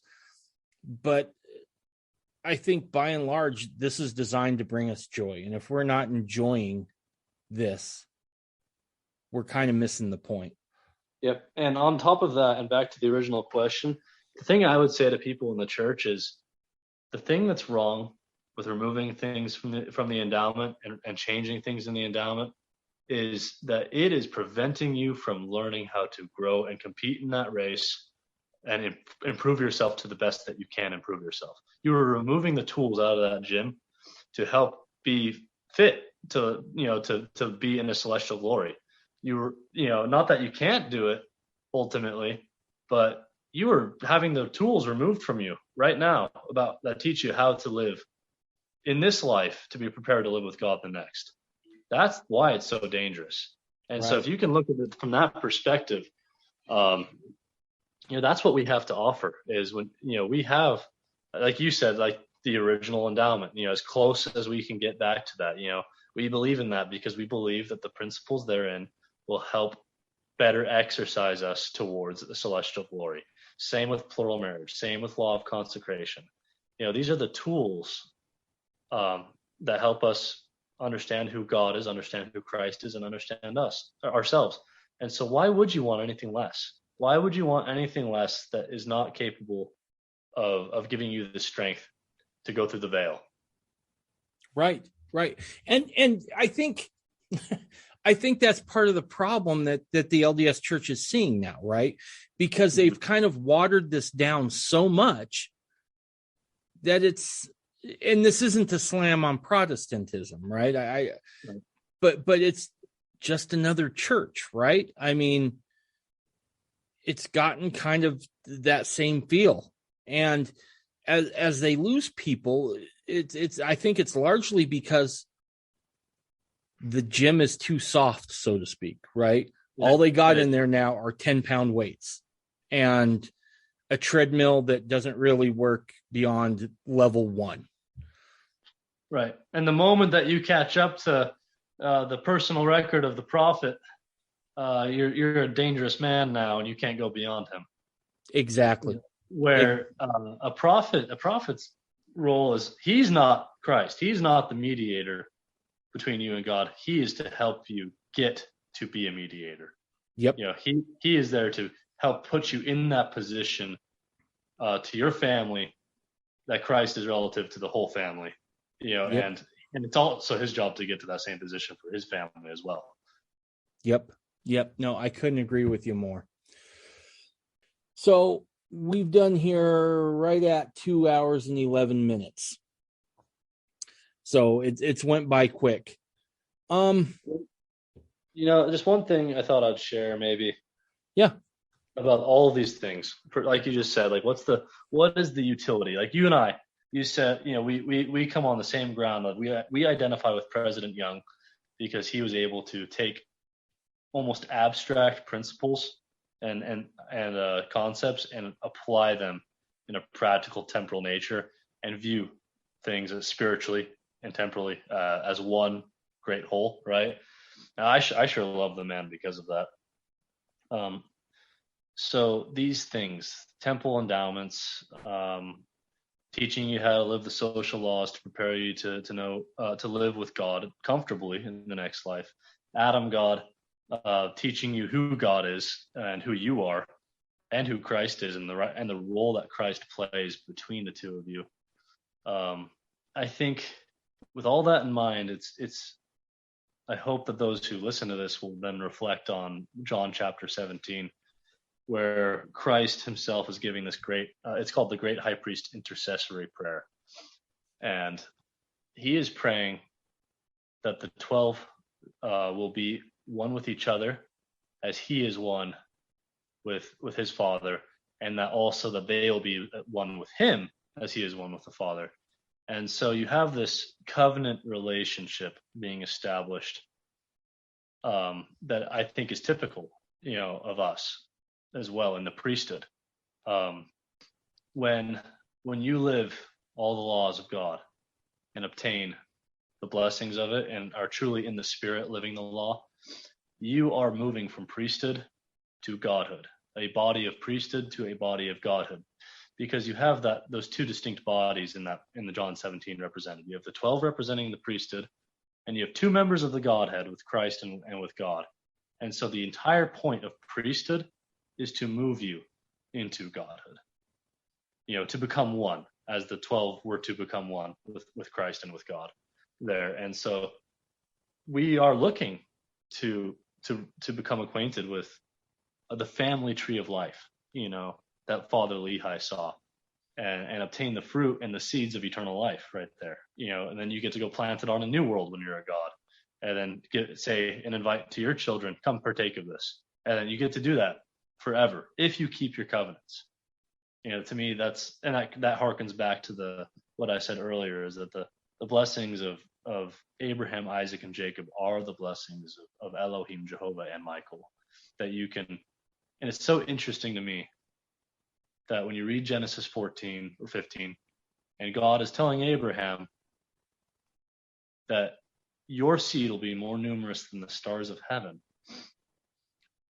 On another world, God the Father received that same promise from his God, saying that your seed will be as numerous as the stars of heaven.